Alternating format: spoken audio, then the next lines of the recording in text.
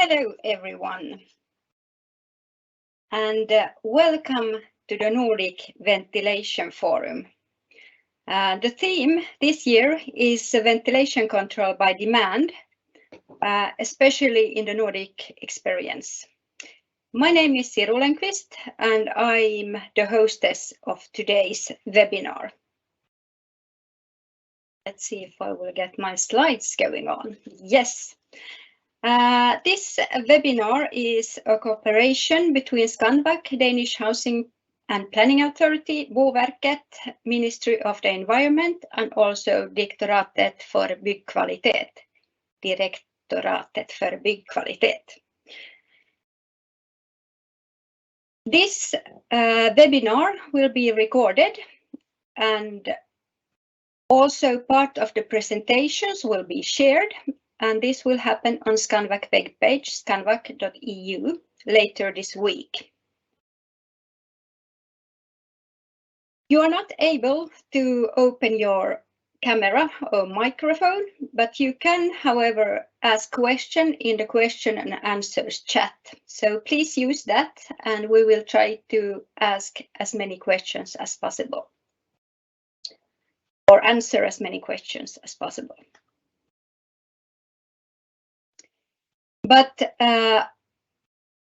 no more practicalities, and I will give the word to Pekka Kalliomäki, who will give the opening speech today.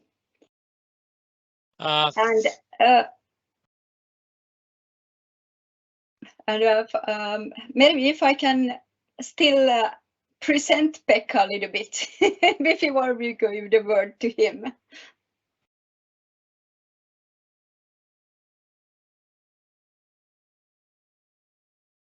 But Pekka is Byggnadsrådet, that's a Finnish honorary title.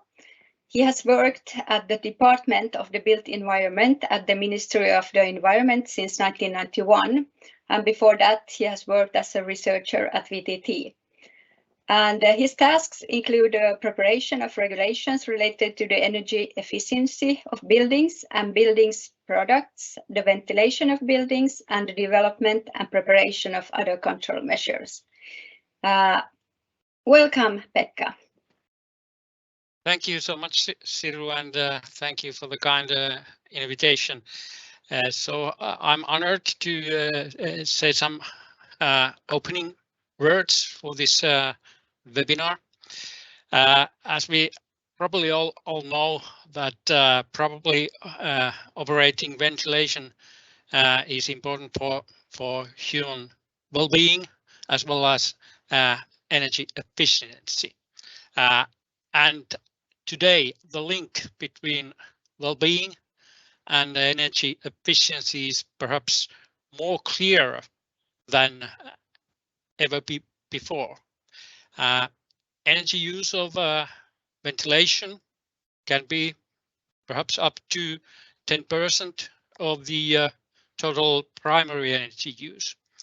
And today the high price of energy makes it more or less obligatory to save energy for most of the building owners and residents of the buildings. But saving energy should not be done by jeopardizing health and well-being. That's why we need energy efficient technical solution in ventilation systems and smart building automation and control systems.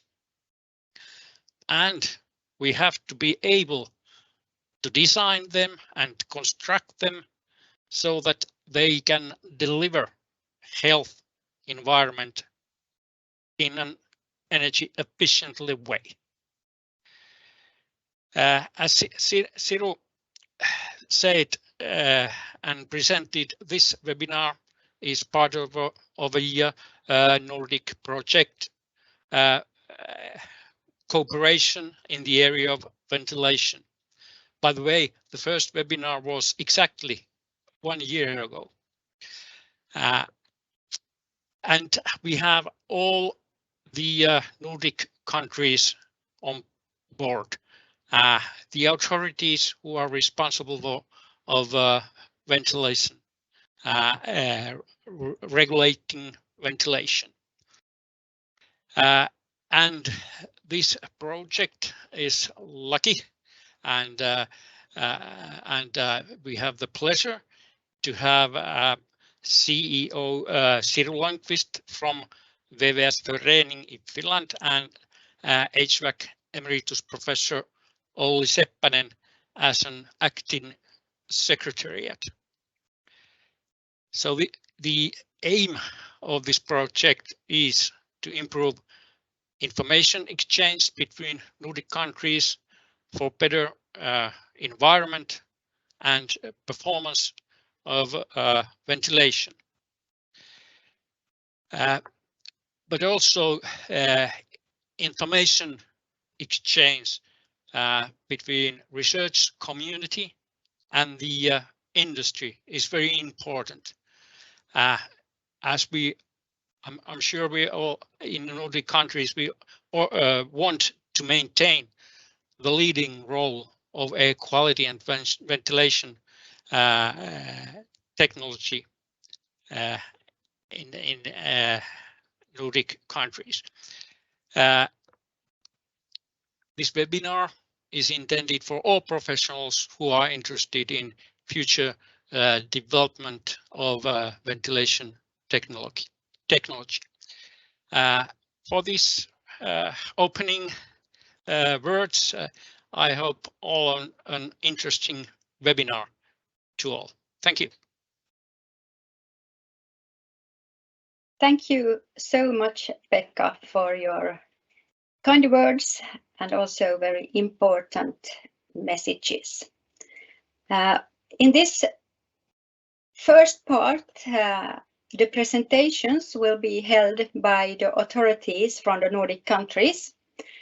And before the break, we will also have a discussion. But before the discussion, we will hear Johannes Utoft Christensen. He is an engineer in the Danish Housing and Planning Authority, specializing in technical installations and indoor environment in the building regulations. And prior to this, he had been working as a consultant engineer. So that we will hear Timo Lahti, who has worked on numerous construction projects as a designer and consultant, and his field of expertise include new and repair constructions. He is currently employed at the Ministry of the Environment, and his tasks include building physics, ventilation, and indoor climate-related questions. He participates also in the governmental program Healthy Premises Sunda Lokaler 2028.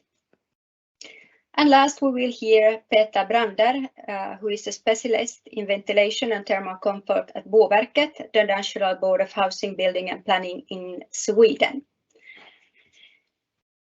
So, welcome. We stop sharing, and then I will give the word to Johannes. Welcome, Johannes. Thank you so much, Siru. I hope that you can see my presentation now. Yep. I will be talking today about the new Danish ventilation regulations and the updated Danish standard for ventilation, in short, DS447. And the first question to all things is, of course, why change anything? Well, the building code in Denmark is undergoing frequent revisions, I think one could say, and possibly we change it too often. So this attempt at a revision was an attempt at taking the entire chapter and looking at it under one and make one change instead of a series of smaller changes. And of course, this should be seen in the light of the fact that how we use our houses are evolving, and I mean, one could say a long time ago a kitchen was a separate thing. Now it's part of the living room in many cases. And likewise, a lot of us have moved into home offices for at least part of the work week. Apart from that, of course, the market itself is evolving very much, and this is also to do with the challenges that I just mentioned. And it's important, of course, that the regulations cover health and comfort and safety, but also leave enough space for the industry to innovate. It's definitely moving quicker than the regulation is in a lot of cases. This is the general timeline of what happened during the process. The orange bit up top is the revision of the building codes themselves. Of course, a lot of meetings, both open and sort of bilateral, have taken place, but these are the main bullet points. And the teal bit below is the general process for the revision of the standard that the Danish Standards Organization did. Of course, we worked close together on this, and I think we came to a very nice conclusion. But two main dates that I would start off with in terms of the revision of the building codes themselves is January 21 and January 22 will follow.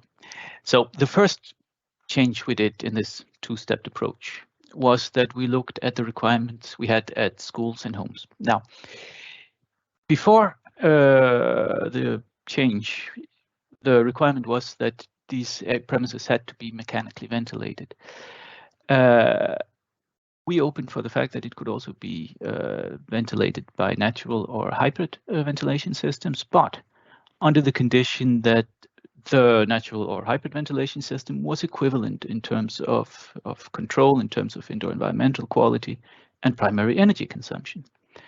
Now, the first two are relatively simple to deal with in terms of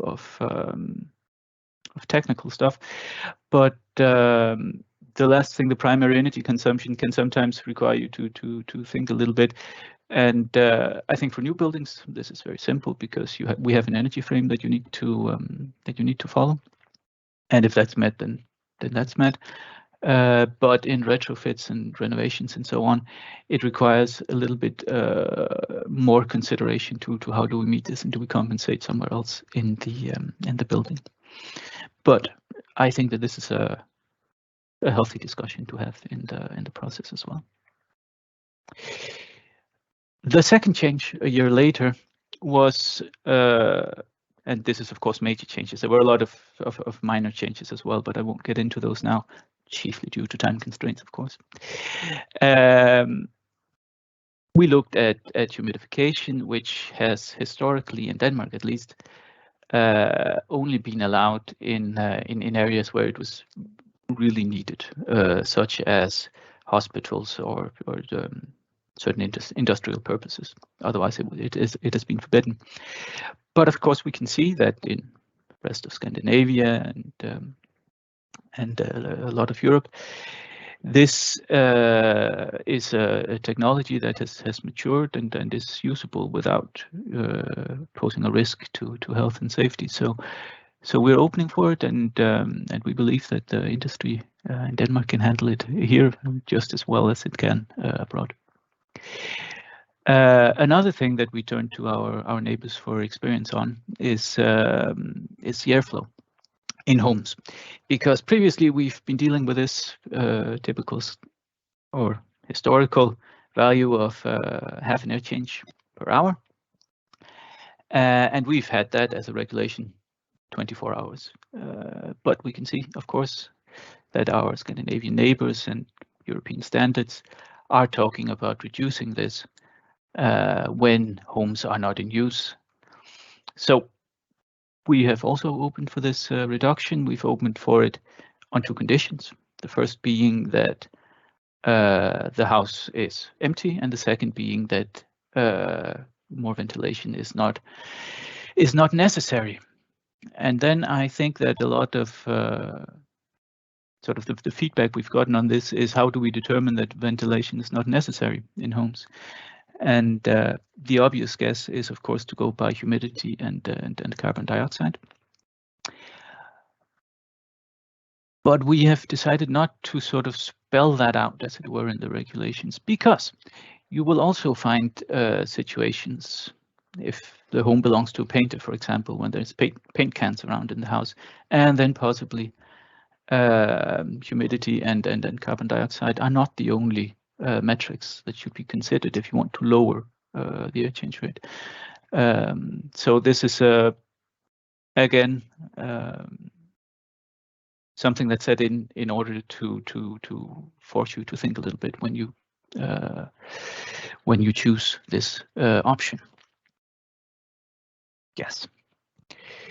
Apart from this, and the reason I've not put it on here is because it's not a major change as such, but we have had a protracted debate on how we document that exhaust hoods are in fact effective to the levels that they should be. Of course, pollution in the kitchen is very much a health issue. I won't sort of go into the details here, but I think we've landed now by the help of some guidance text on a solution that everyone can understand and get behind. The next things I will talk about is then what happened to the standards, because of course this was a bit of a project that ran both ways. Now, to begin with, I'll explain the little dinosaur on the right-hand side of your screen.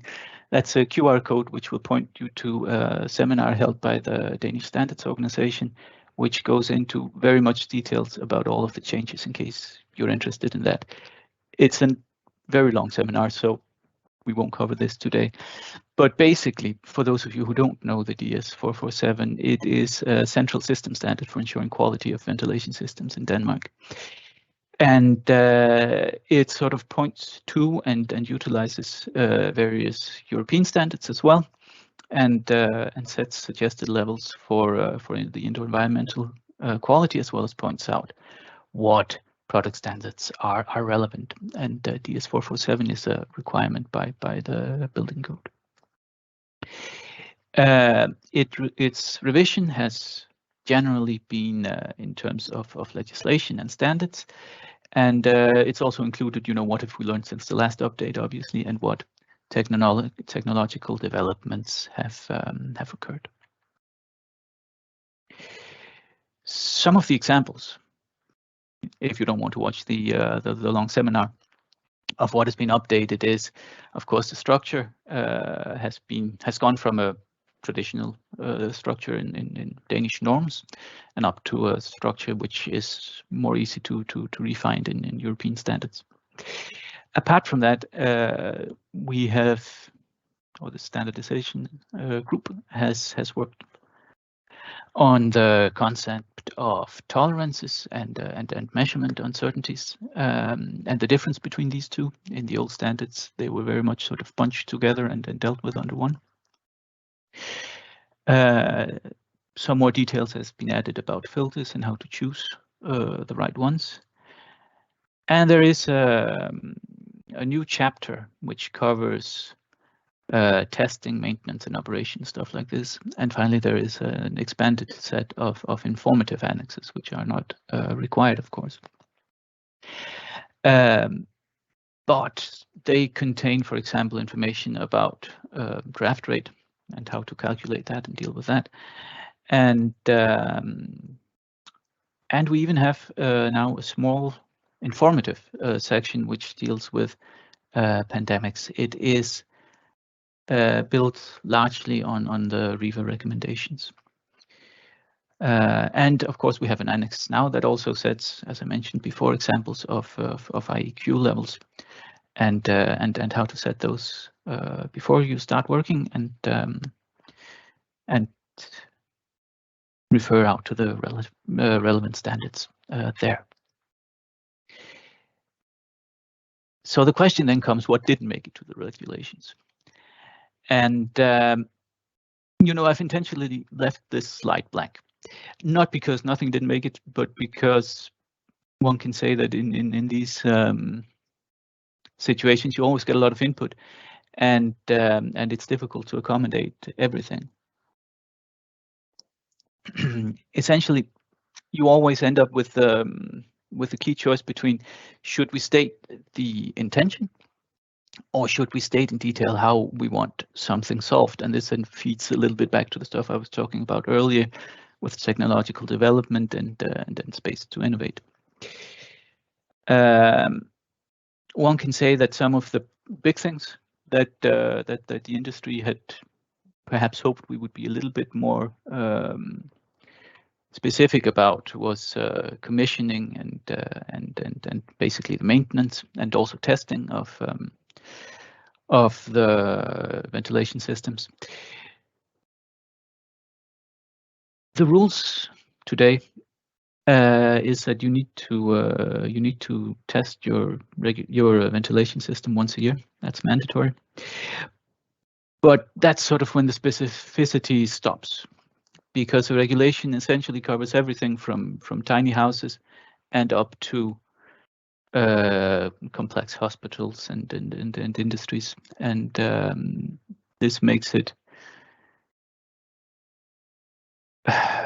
yeah, that sort of makes this balance between the intentions and the detail-oriented things a little bit difficult to work out.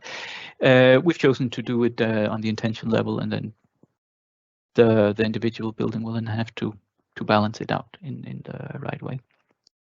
Another thing that has drawn a lot of attention, probably a little late in the process, was in terms of pandemic. You know, should we have something to regulate the buildings in these cases? I think that we were probably too close to sort of say something about this, because it ends up very easily being a political question about must we be able to use all buildings, or are there some buildings that are simply not able to be used? Yeah. Finally, I will. What will come? Well, right now I think we're into a period of quiet from our part, at least in terms of the ventilation chapter.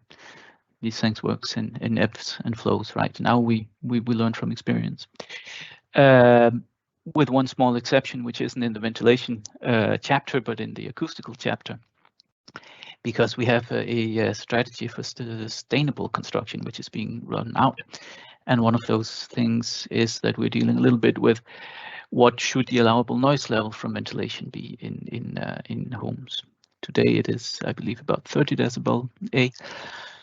And it has been suggested that perhaps it should be lowered. It's I don't know. It's very uncertain where we end with this, and yeah, I'm quite interested in finding out. But it is perhaps a bit of a teaser. I see now that I have about 1 minute left, so I will change to this slide and say thank you for listening. Thank you so much, Johannes, for your interesting presentation and sharing with us the information about new regulations and standards.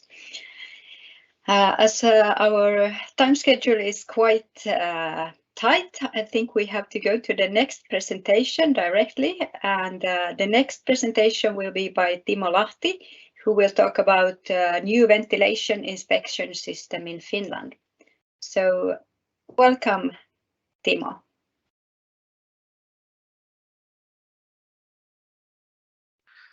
So yes, just a second.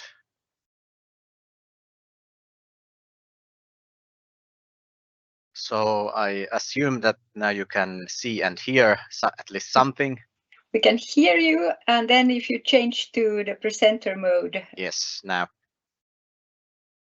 Excellent, thank you. Excellent. So for next about 20 minutes, I'm going to present you the new ventilation inspection system in Finland.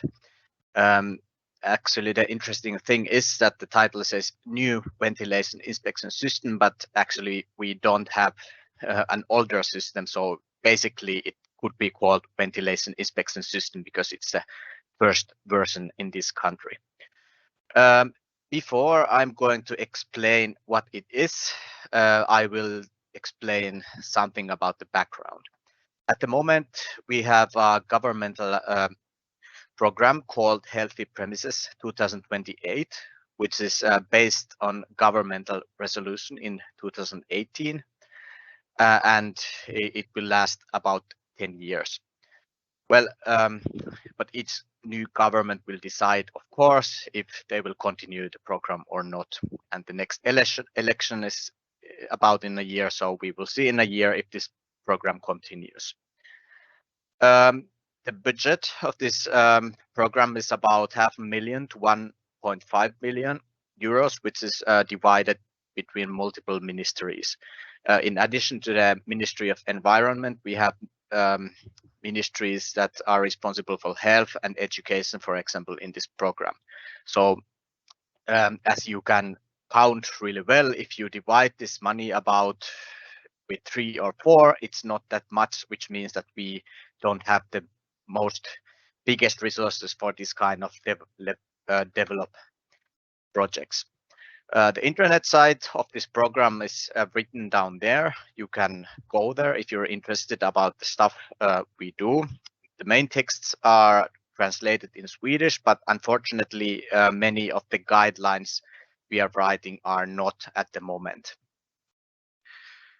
What does this Healthy Premises program to do with indoor conditions? The main goals of this program are to reduce indoor air problems in public buildings, which is quite related to ventilation inspection, to improve the procurement competence in municipalities. Many surveys, for example, say that the municipalities are not competent enough. They don't know how to inspect, they don't know how to procure it.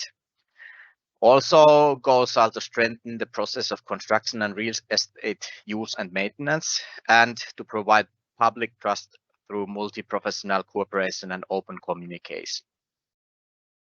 Also about the background, because I told you we don't have an old system. At the moment, we have Land Use and Building Act, which is actually going to be renewed any moment. But basically, it has some technical requirements when you're building a new building or doing major renovations. And also it has a requirement to maintenance your building, which is actually the category which has to do with this ventilation inspection. And also this act has several technical decrees about moisture, ventilation, and indoor climate.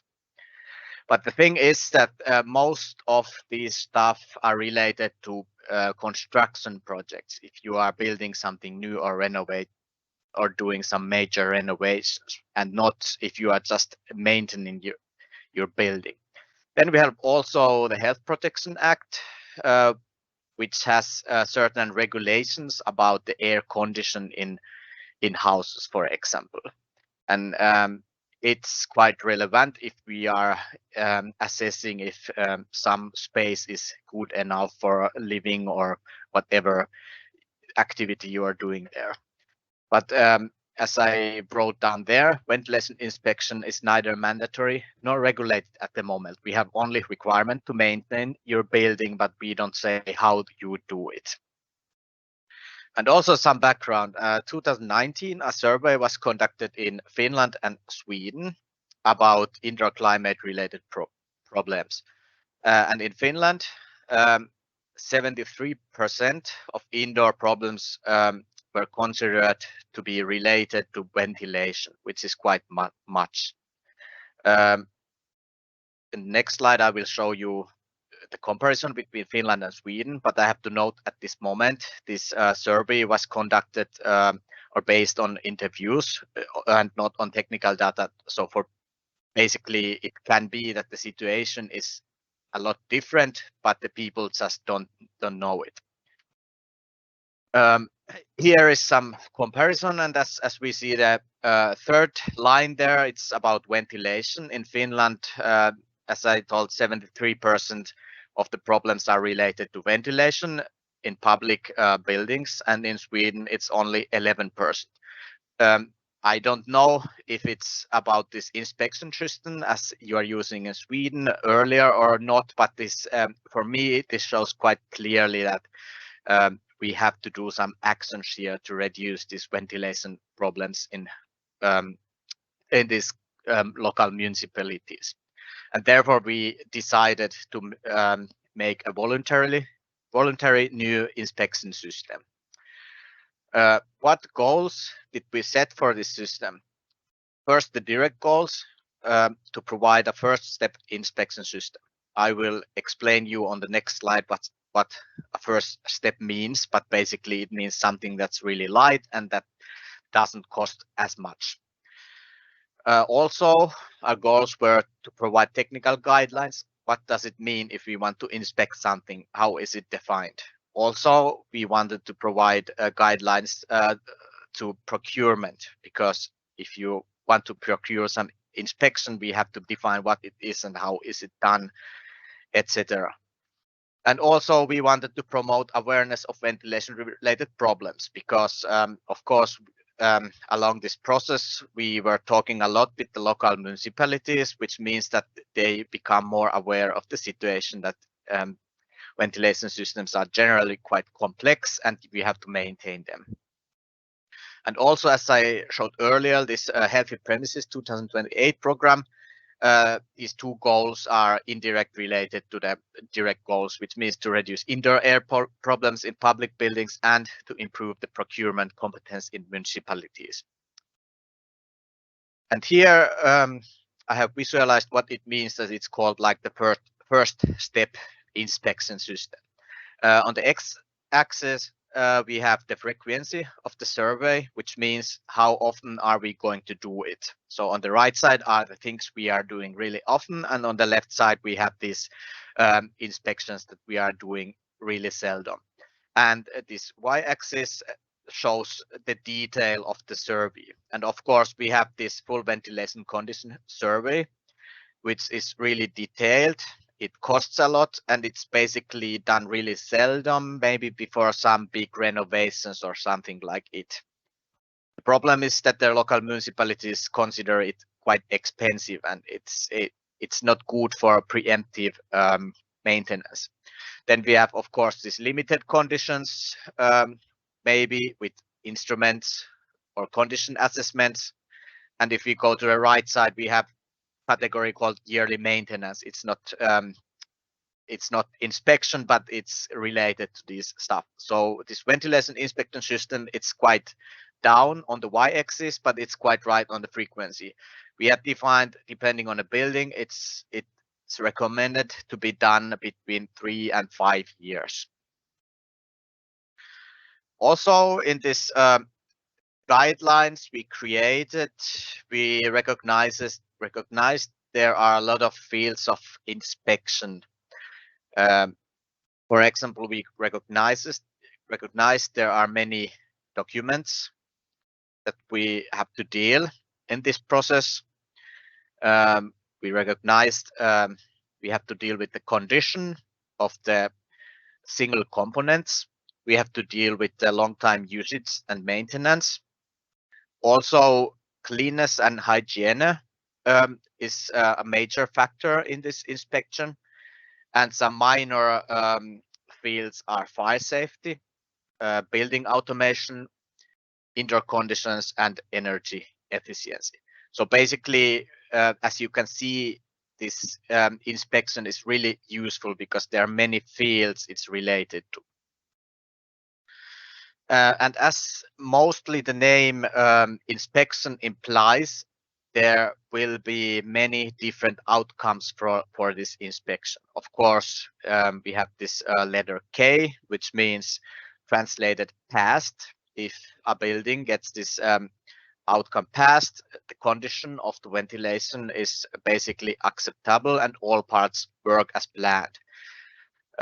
This doesn't mean that the ventilation has to be new. This just means that all the major parks work as planned, and there is nothing to complain basically.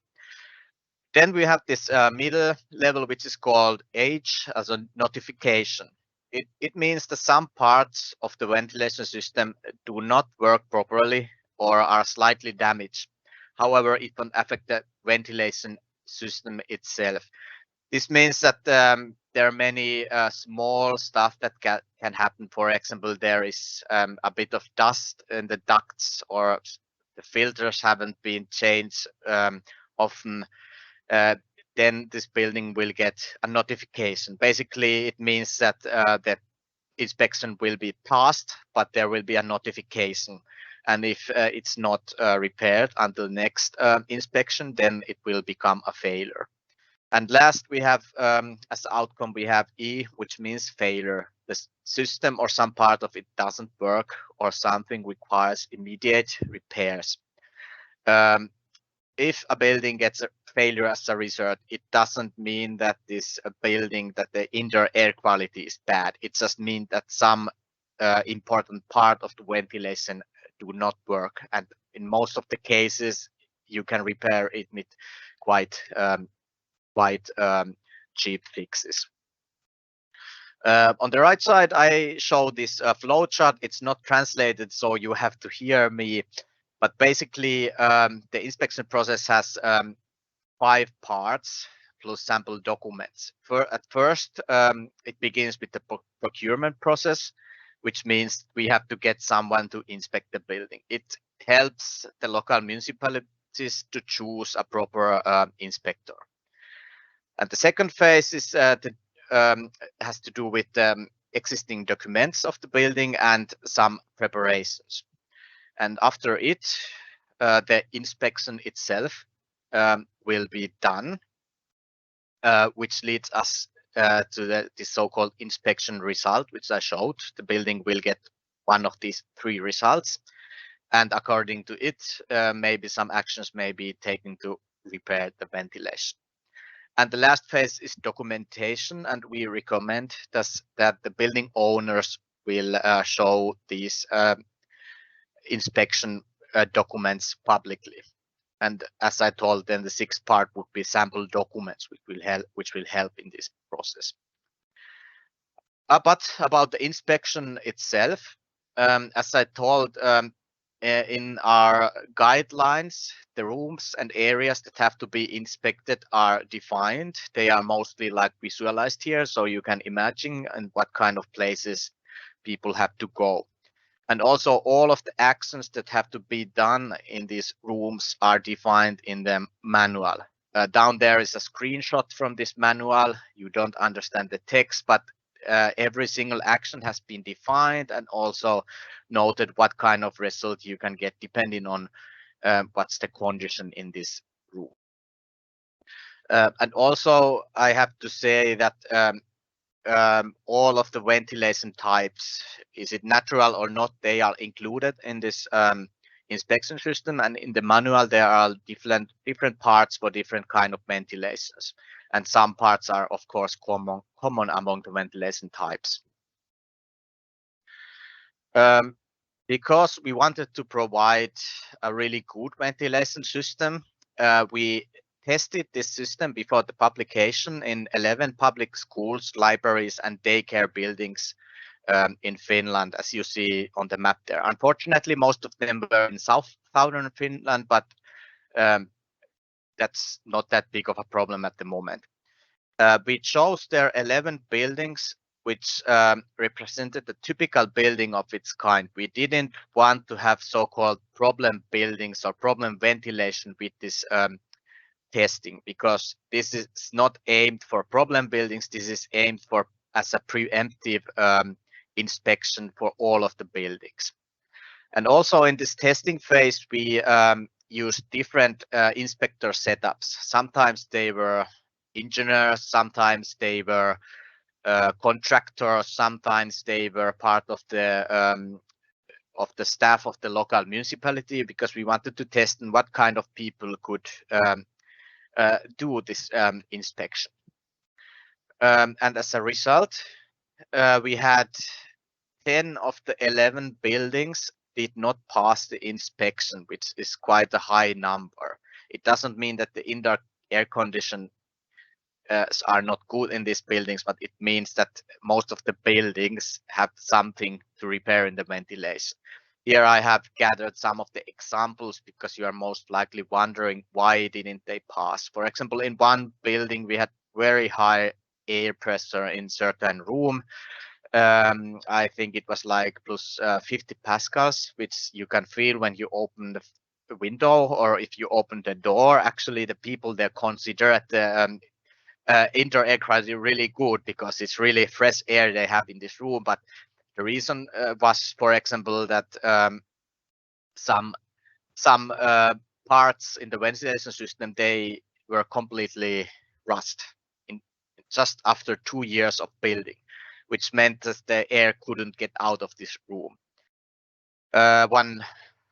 Another building, for example, there we found snow in the ventilation chambers, which is not that good.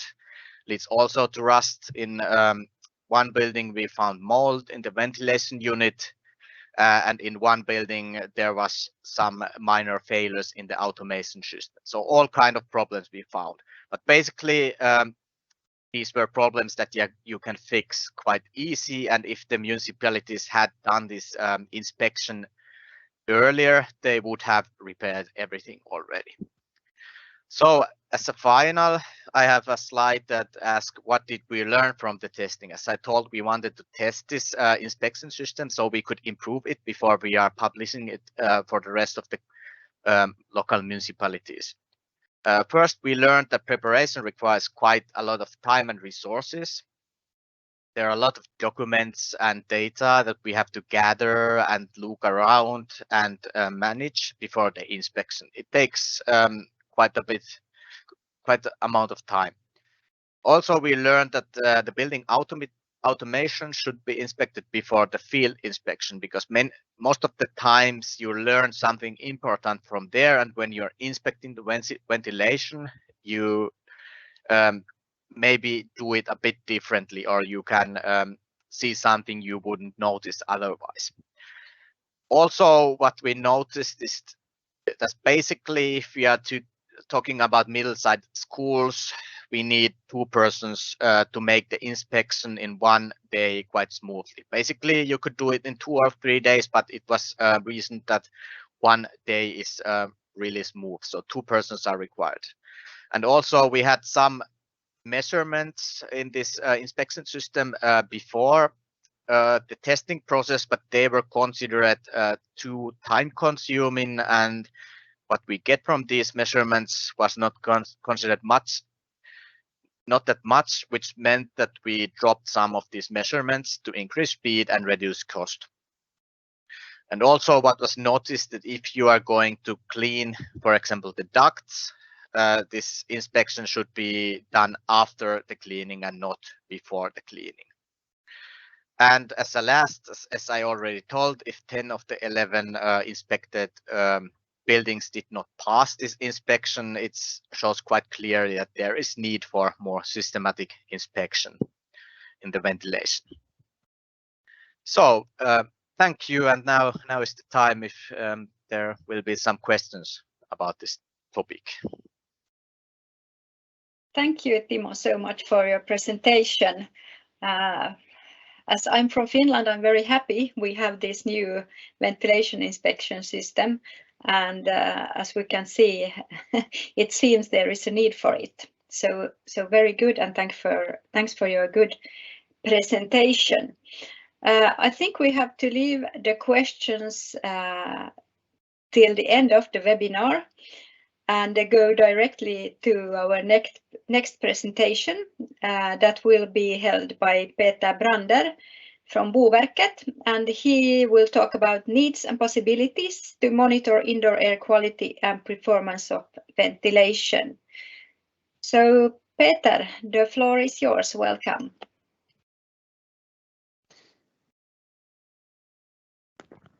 Thank you. And what a good start for my presentation Timo had.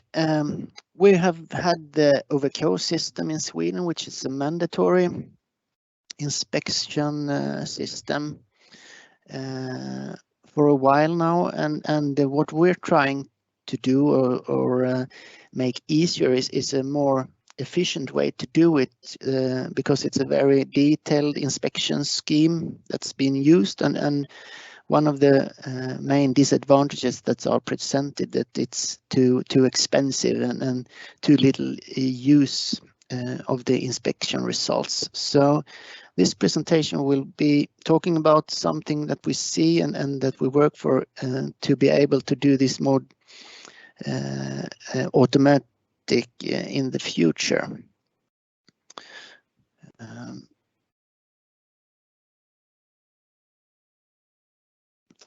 So the main purpose of the OVK system is much like the new Finnish one, is to ensure that we have a good indoor climate and that the ventilation system is functioning as supposed.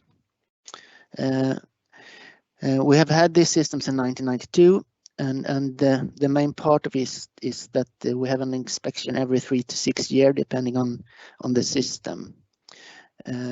And today we have 290 different municipalities that's collecting data, each one for themselves in individual systems. And the new idea on the table, which I was talking about last year as well, is that we see now with the Internet of Things that the sensor prices are going down rapidly, and the connectivity between sensors and different systems is rapidly increasing. That we see different building owners that's starting to use very detailed data to mainly optimize their buildings, but we can see that the data that they're collecting is usable also for the inspection schemes, where we can have a vast difference in resolution. So the best ones in Sweden now make a new OVK inspection by sensors every 5 minutes or less, and that makes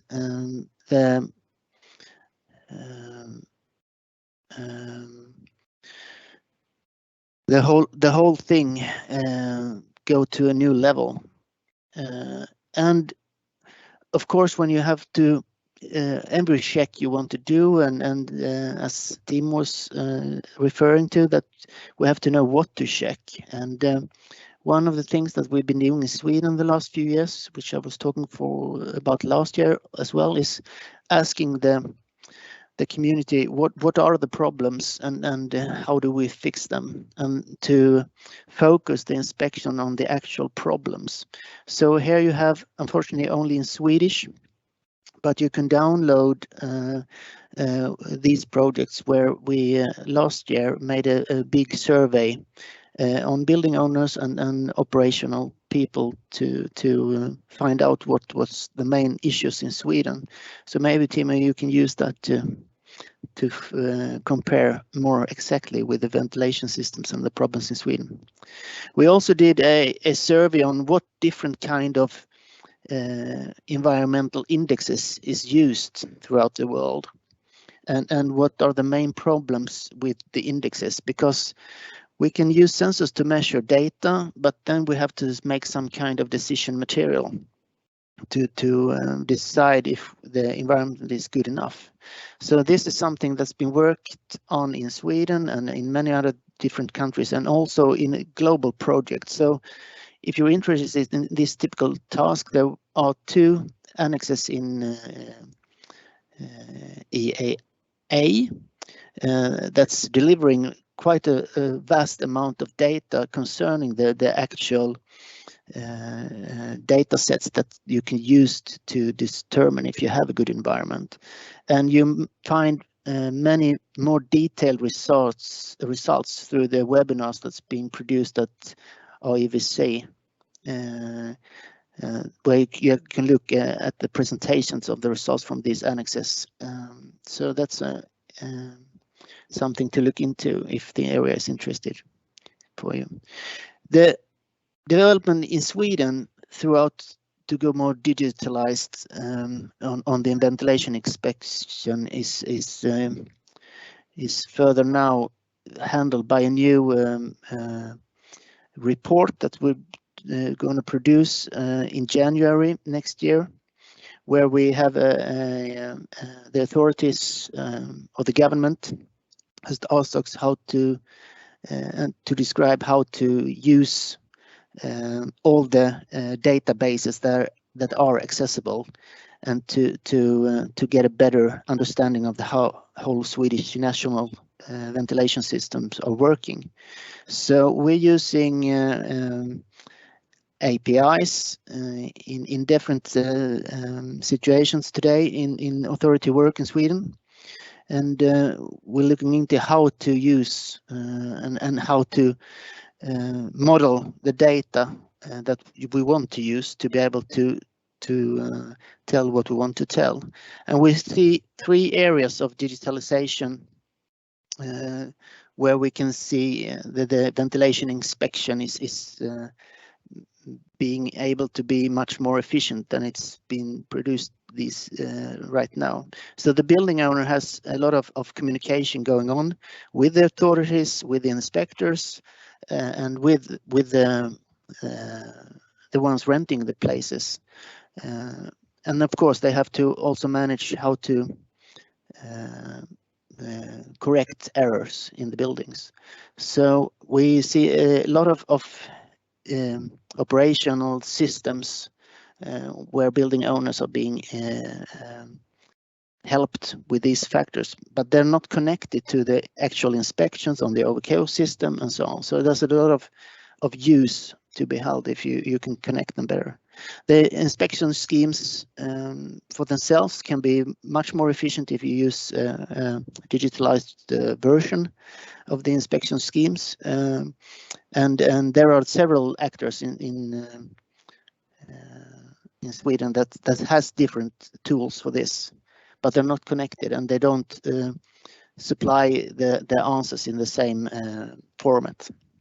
So we see a lot of improvements possible there as well. And then they have the authorities, where we have different levels in the authorities, where we want to know details in different levels on how the overall building stock is functioning, but also down on the more local areas on which building to address with actions from the authorities. So this is what we're working on in a report that's going to be finished this year. And within that, as I was talking about last year as well, we're doing modeling to be able to point out who is communicating with who in a time frame, and what data is to be collected and handed over and in what format is those to be handed over. So hopefully this will be a better understanding of which kind of tools that needs to be produced and what kind of software needed to be able to do this smoothly. We also look in other projects that this is government run but government funded, look into the actual sensor stability and sensor efficiency. So here's a project that's going to also deliver this year on how to quality assure sensor according especially for particle measurements. So one of the EAA findings is that the best connectivity between air quality and health issues is the level of particles in the air, and the development of sensors measuring particles has been fast, but we also have problems with the new sensor technologies that it isn't that accurate. So we need to understand how to test these sensors and how to evaluate the data that comes out of them. And when we do this with a a system that measures very often. Maybe we have new criteria for evaluation that we could have when we have one-off measurements with a lot of time in between. So what you can see here is one project that has been run in the Stockholm area between different building owners, where they have made a new EAQ scheme on carbon dioxide, moisture, and temperature. So when we were talking about what to control, it's essential to understand the full picture. It isn't only air quality. We have thermal comfort and other stuffs as well that we need to control if we want to know about the environmental quality. But here you can see a visualization of it, and what we often see when we do this monitoring of the things instead of one-off measurements, we can see that we have fluctuations that we almost in every case has periods in time where the air quality is poor. And if you can match that with that people isn't in the building, that's fine. But in most cases, we can see that we have time periods where the quality is too poor according to legislation, and that's interesting. That the common way of making buildings actually doesn't meet the regulation, and then we have to have a discussion now on how to interpret this kind of measurement that we can see in short time steps that we don't have the quality. And that will be something that will be more important to do some ground research on when we shift into new measurement technologies, I think. When we have full control over the building performance, we can now see in Sweden also new examples of how to use digital twin layups and so on. So I wanted to show you this because when you have full control of your buildings, you can also start to use that control to make benefits for the city or for the area. So Stockholm Flex is a new trade market for electricity power, where you can sell electricity effect on high effect demands periods. And one of the things that building owners in Stockholm do right now is that if they have full control of their environment, they can make their buildings run on low air volumes for a while when we have big effect demands in the electricity system. And that's actually a new market for that, created as a test bed in Stockholm and in other city areas in Sweden, and it's spreading. So I think there's some cities in Finland and Norway as well has started to test this, and the aim in Sweden is to continue with this. And so there's new benefits and upsides on having control on your environment on a detailed level. So why do we want to do this detailed instructions, and is it a good idea? So the pricing is rapidly going down, and the decision models is rapidly improving. So there's and now with the new energy costs, there's an upside even bigger now than before. But if you want to do this, you have to be able to rely on the sensor data. You have to actually do something about the data you're collecting in a decision model. And you have to wonder about data that isn't generated and what the lack of that data is doing to your decision model. So, for example, in Sweden, we have a lot of buildings that's cutting the flow during night time because there's no people there. But they forget to measure temperature, and then they load the building with energy during downtime, and then you have a warm building to attend to the next day. So you have to be careful on what data you're running the optimization on. And if you can use the IoT on a smart level, you can use more gains that will be beneficial for your economy in the building. And we can see that there's no competition between cost and benefits here. The most people doing this in Sweden is doing this on a pure economic decision. And what we see is also that it's generated a lot of data streams for research, and many of these new companies that's putting in a lot of sensors actually is sharing their data streams because they don't have the time to research on them fully themselves. So by that, I hope I have inspired you some, and feel free to contact us and come with questions. Thank you, Peter, for a very interesting presentation. I think we only have one question here for you from Pavel, who asked, is the EN standard 16798 a good reference to define parameters that should be used for inspection? What about pollutants on the list recommended by the VGA air quality guidelines? Thank you, WHO. We're looking into the legislation in Sweden as well, so next year maybe we can talk about the decisions we made.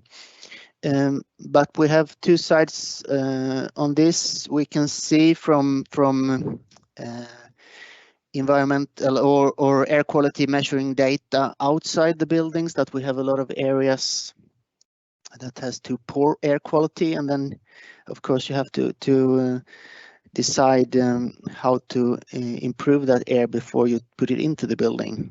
So I have no clear-cut answer for that. The whole standard is being revised right now, so maybe that's one of the answer that maybe we have to look, or the standardization has to look into what to use. If you look into that specific standard, it's very focused on the airflow. We don't necessarily see from the authority point of view that that should be the only way forward now with new sensor technology on the table. So we're doing mostly the same that the Danish government has done, that we won't regulate as much by flow as we have done in the past. So one of the ideas on the table right now is that we set the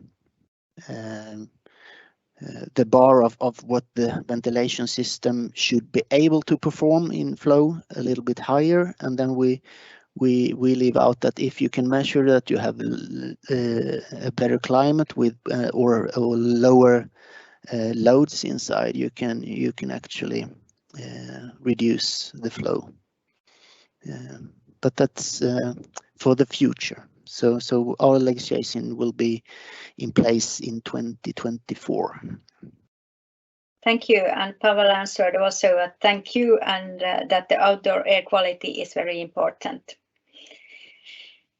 Thank you. So let's go, and thank you for your presentation once again.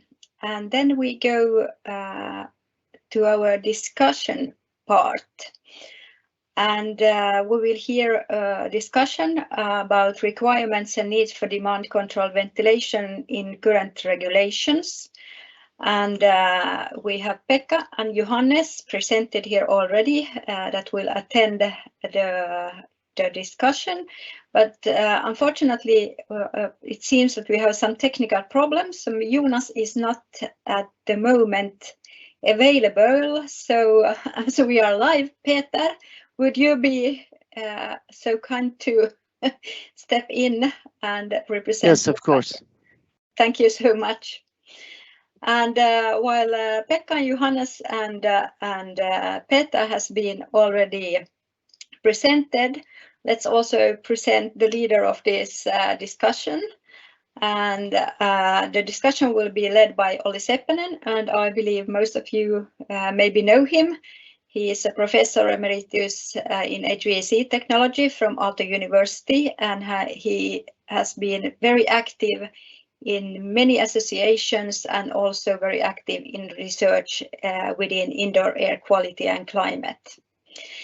But with these words, I give the floor to Olli and Pekka and Johannes and Peter for the discussion. Olli, I think you will take over. Thanks, Siru. Just a couple of words before starting the discussion. The background for the demand control ventilation is what Pekka already in the introduction of welcome told that ventilation itself is about 10% of the total national primary energy consumption. So it's a huge amount of energy wasted, or let's say that gone from the building with the airflow. On the other hand, we know that the cost of the bad indoor environment is even higher than the energy cost. So the problem is that those go from the different pockets, energy and health cost covering. So we know also that the industry follows very much the authorities and building codes and guidance given by authorities. So the question is there enough demand for demand-controlled ventilation in the regulation, or should it be more in the future? Specifically after this COVID pandemic, there has been a request for the higher ventilation rates, and that currently I think that our system cannot supply such kind of high ventilation. So just your opinion and comment on these specific topics. Shall we start with Johannes, then Peter, and then Pekka, or whatever you like to discuss?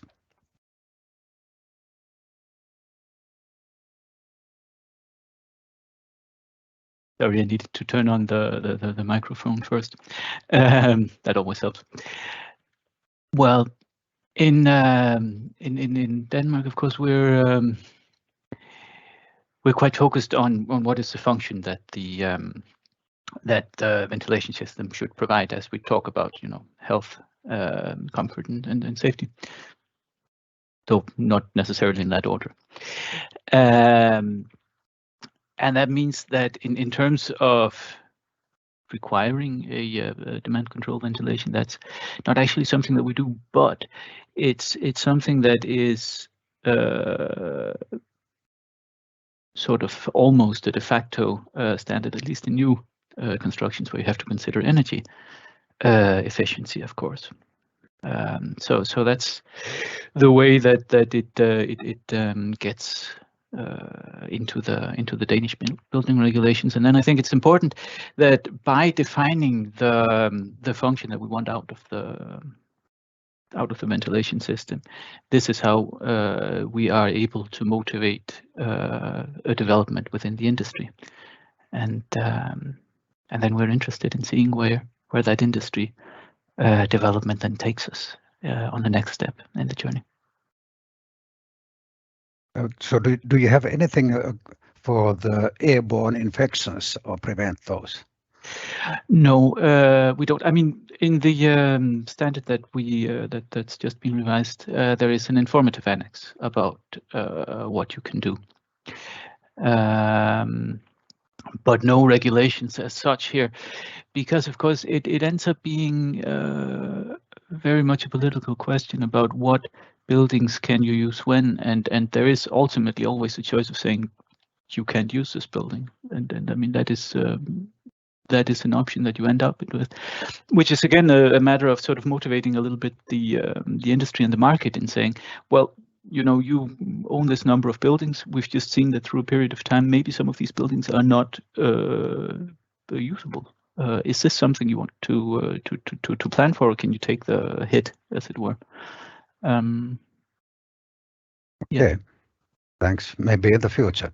Then Peter, we heard already some of your comments on the Swedish situation. Please, could you continue?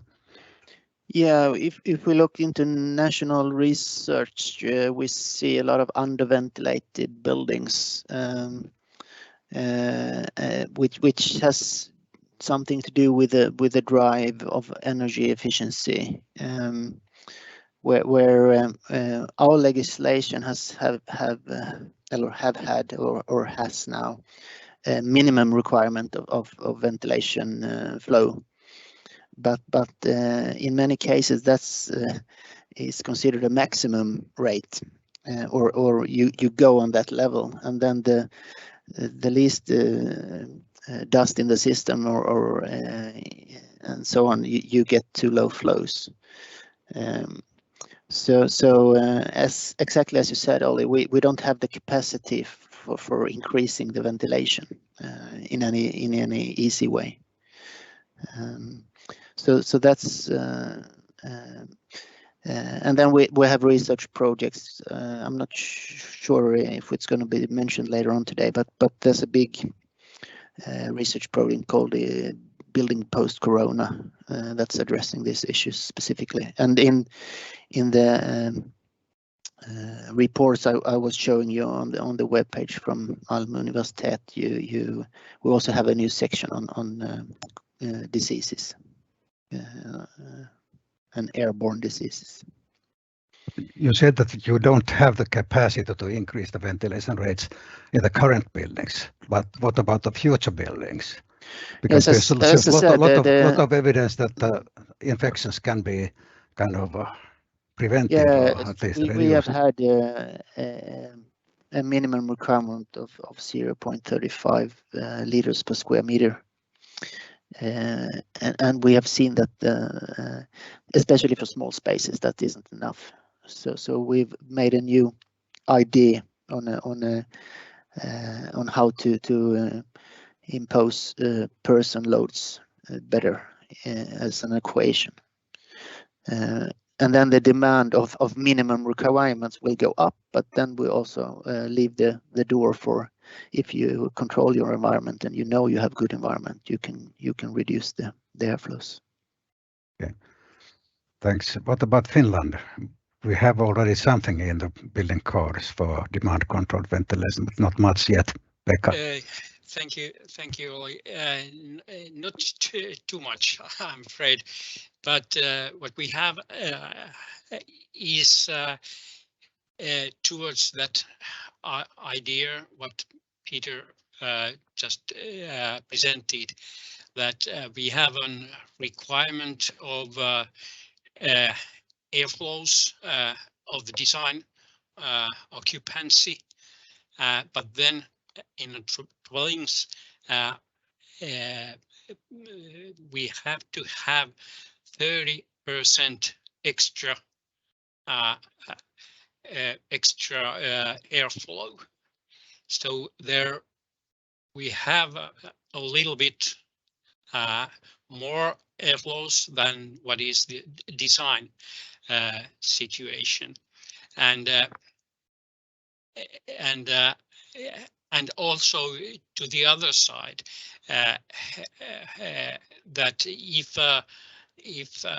in a dwelling you can control the ventilation in a dwelling and not just in a whole building, then you can reduce the ventilation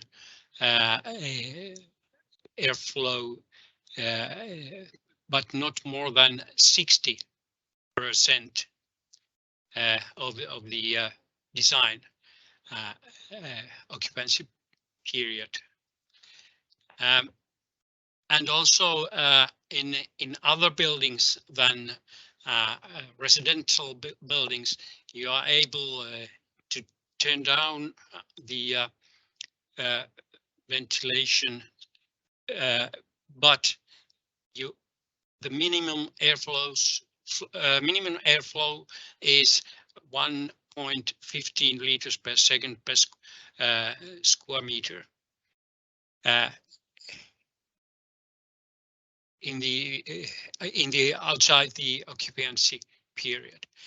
But in our regulation, it is emphasized that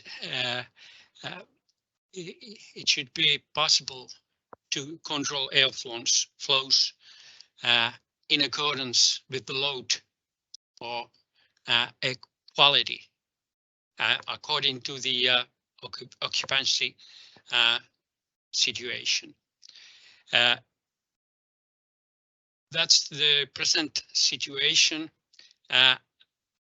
but we have new challenges, like you already mentioned, the airborne infections and also overheating. And we have a study ongoing to inspect whether more air or higher airflows could be one of the solutions to able to use the buildings or lower the risk of infections and also lower the risk of overheating. So thanks.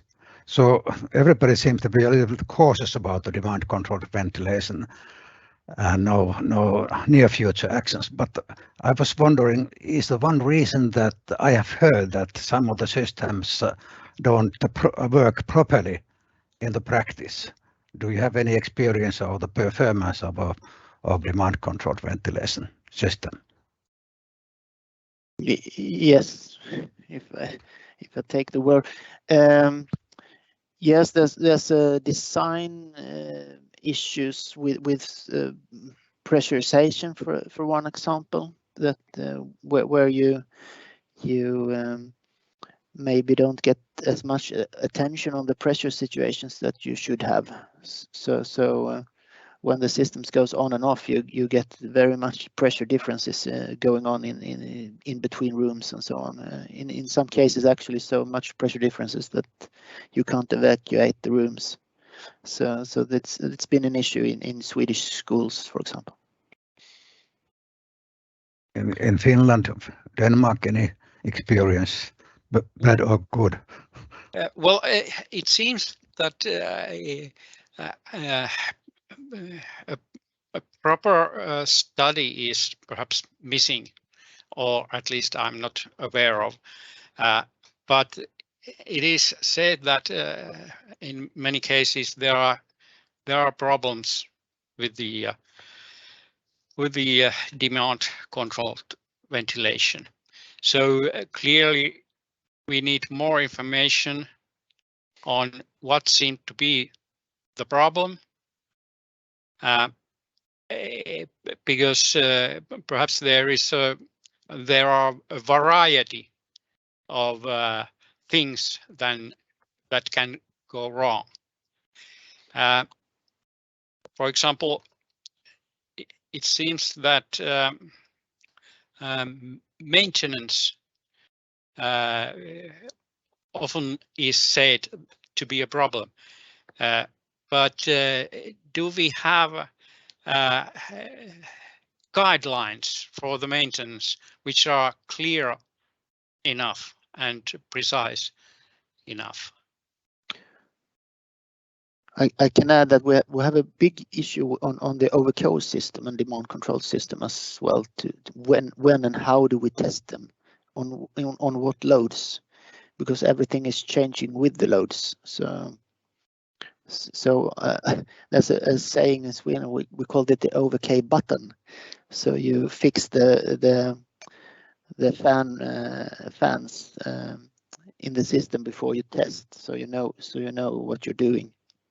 And that's how you trim in the system as well. So you have a test system where you test on a trim system where it should be in balance, but you don't actually test when the system is in use. Okay, that's interesting approach. What about Denmark? Any experience on Well, I will say that, you know, we've just opened for this option to reduce a little bit more when no one's home and there is no need for ventilation. But one of the feedbacks I got, especially from consulting engineers and commissioning engineers, was that there was a growing concern about the robustness of the ventilation solution. That is to say, so you know, it maybe it works today when there is a technician out to look at it, but does it work in the long term, and can the occupant understand the signals that's coming from it? So I think there is I think we're sort of in an adapting phase right now, where we need to figure out how these systems grow into their maturity. It's a bit in the same direction as both Sweden and Finland, of course, but yes, I think robustness is the key for us here. So the question is then, are the current systems too complicated already, and could authorities do something, new guidelines? Pekka mentioned the maintenance guidelines already to improve the situation, or is this inspections a solution for the performance? Any comments? Well, we see that there are new good standards on how to describe the systems, and the more complex systems you have, the more use of good documentation on them. What we unfortunately see is that the level of documentation doesn't really match the complexity of the systems always.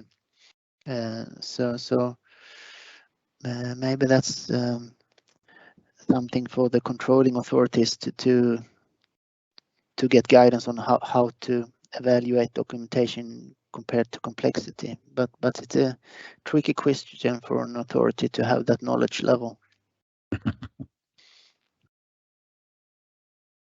But as I mentioned in the beginning, the industry follows the authorities very carefully, and they're expecting, if the problem exists, the authorities will take a first step, let's say.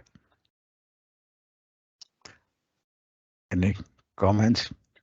Yeah, the interesting thing with the new measuring technology to actually measure the air quality is that other authorities than the Boverket that's actually following up in the use of the building is having they don't have to care about the complexity of the ventilation system. They can focus on controlling if the air quality is good enough. So that's a new interesting. It will be easier to verify a good air quality in the future. Okay, let's hope so. Pekka, you had a comment also. Well, one which was presented already is that what kind of information we can get from the systems, building automation systems, and what kind of information to different users. Is it a resident?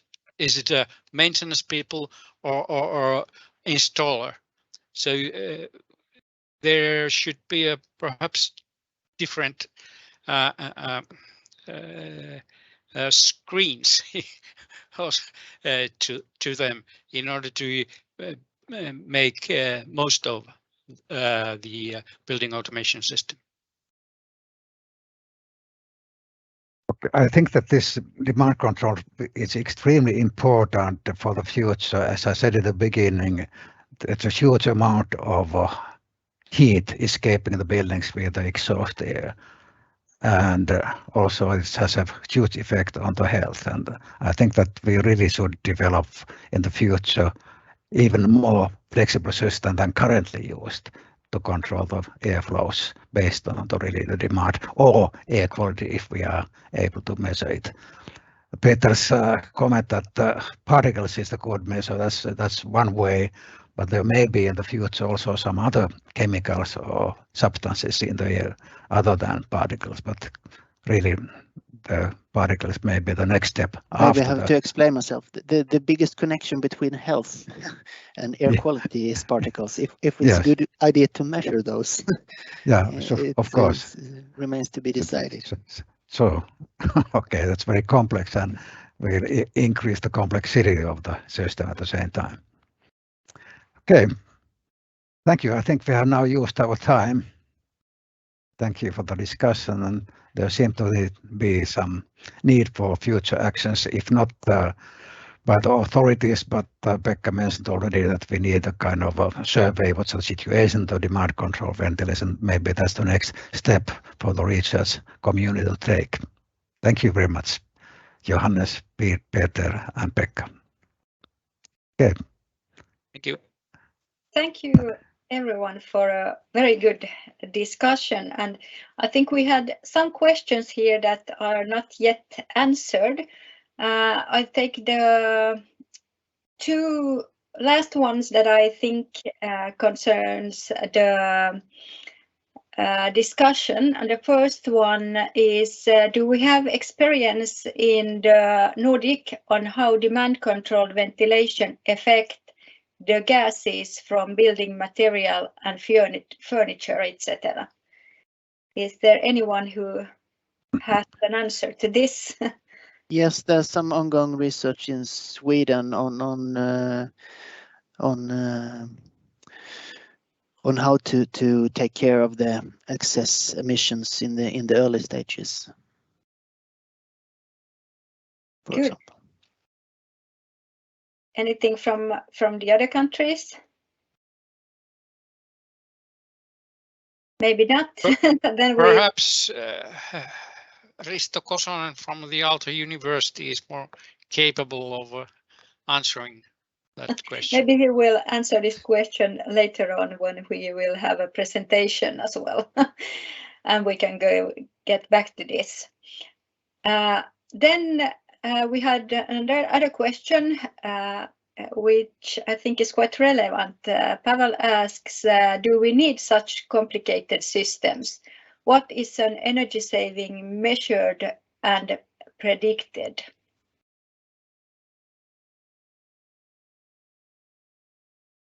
Anyone? I see Pekka opened his microphone. Yes, well, I think I'm convinced that we need.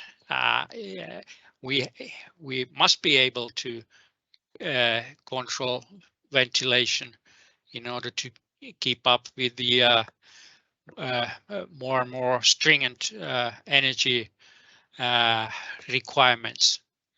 We have to be able to save energy and have more energy efficient systems.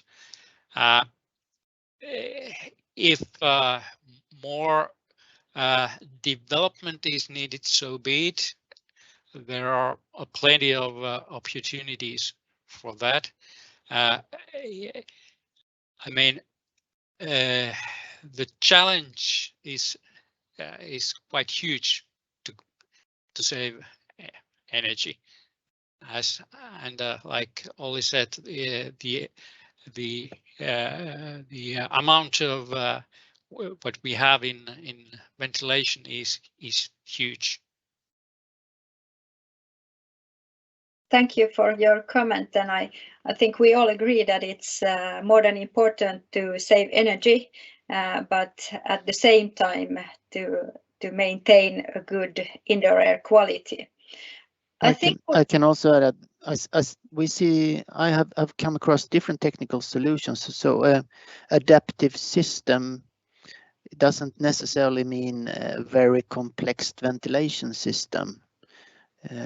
You can have high pressures out to the outlets and be able to control inside the room on a very flexible way. So it has to do with how you set up your system in the big picture. With do you need big volumes and big pressures throughout the system, or how do you do the whole system. So I think in some of the problems we have is that we have minimized the areas of the piping from the beginning and doesn't and try to control a lot of rooms from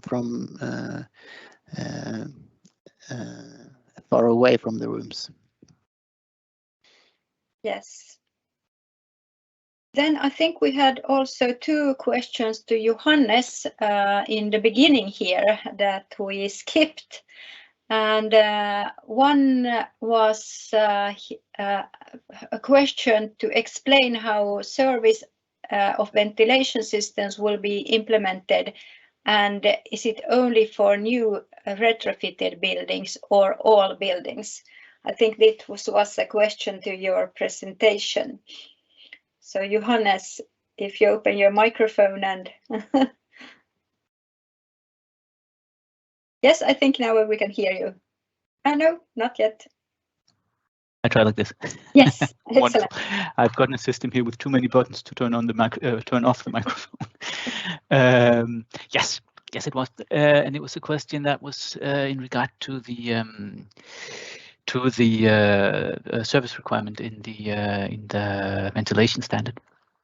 And well, I think I'm going to start off from the bottom.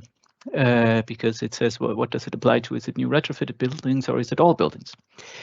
And it's such that the standard is a demand in the building regulations, and the building regulations apply whenever you apply for a building permit. So it is new buildings, retrofitted buildings, renovated buildings in that case, but it doesn't apply broadly to all buildings.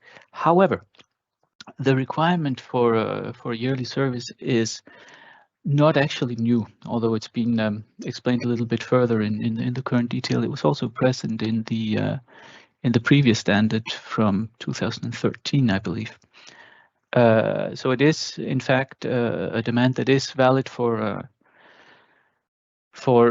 quite a few ventilation units already.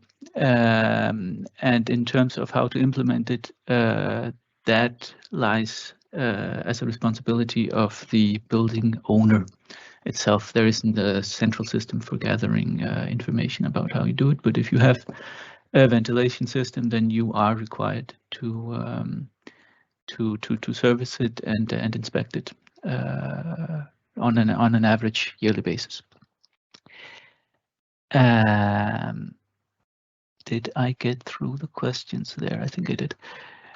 And the next one that Paul is asking is essentially whether the building regulations sets a requirement for relative humidity when humidification is installed. And the short answer is no, we do not. The reason, or rather the formulation as it is that it needs to be operated so that it does not give or pose a risk for the health or comfort of people, and it's then up to the person who's installing this humidification to set that requirement. That's not set by the authorities. Thank you for your answers, and I see we are getting some more questions, but I think we have to take a short break now, and then we'll get back to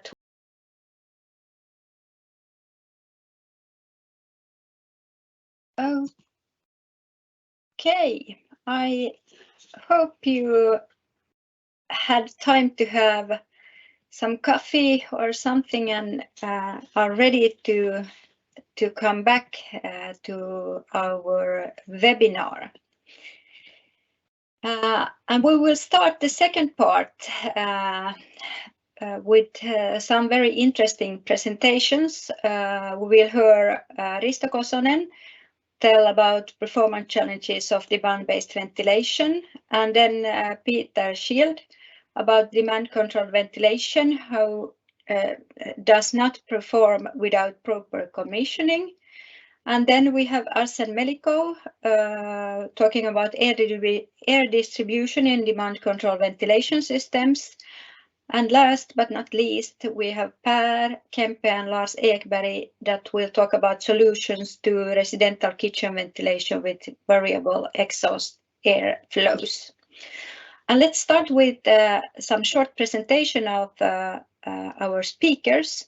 So the first one will be Risto Kosonen. He is the head of a 25-person HVAC research team at Aalto, and working on indoor air climate, smart building services, engineering, and energy efficiency of buildings and communities. And he has also 25 years experience in the industry of development and innovations.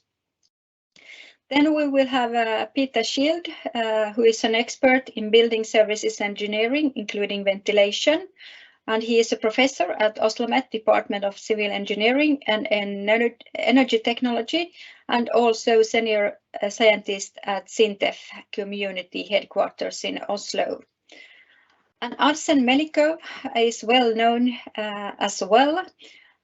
He has performed research in the field of indoor climate and its impact on people's health, comfort, and performance, air distribution in rooms and vehicle compartments, airborne transmission of infection diseases. He has developed very advanced ventilation methods in cooperation with industrial partners, and he is currently a professor at the Technical University of Denmark. And then we have Per Kempe, who is an expert at PE Teknik et Arkitektur AB and a guest researcher at KTH.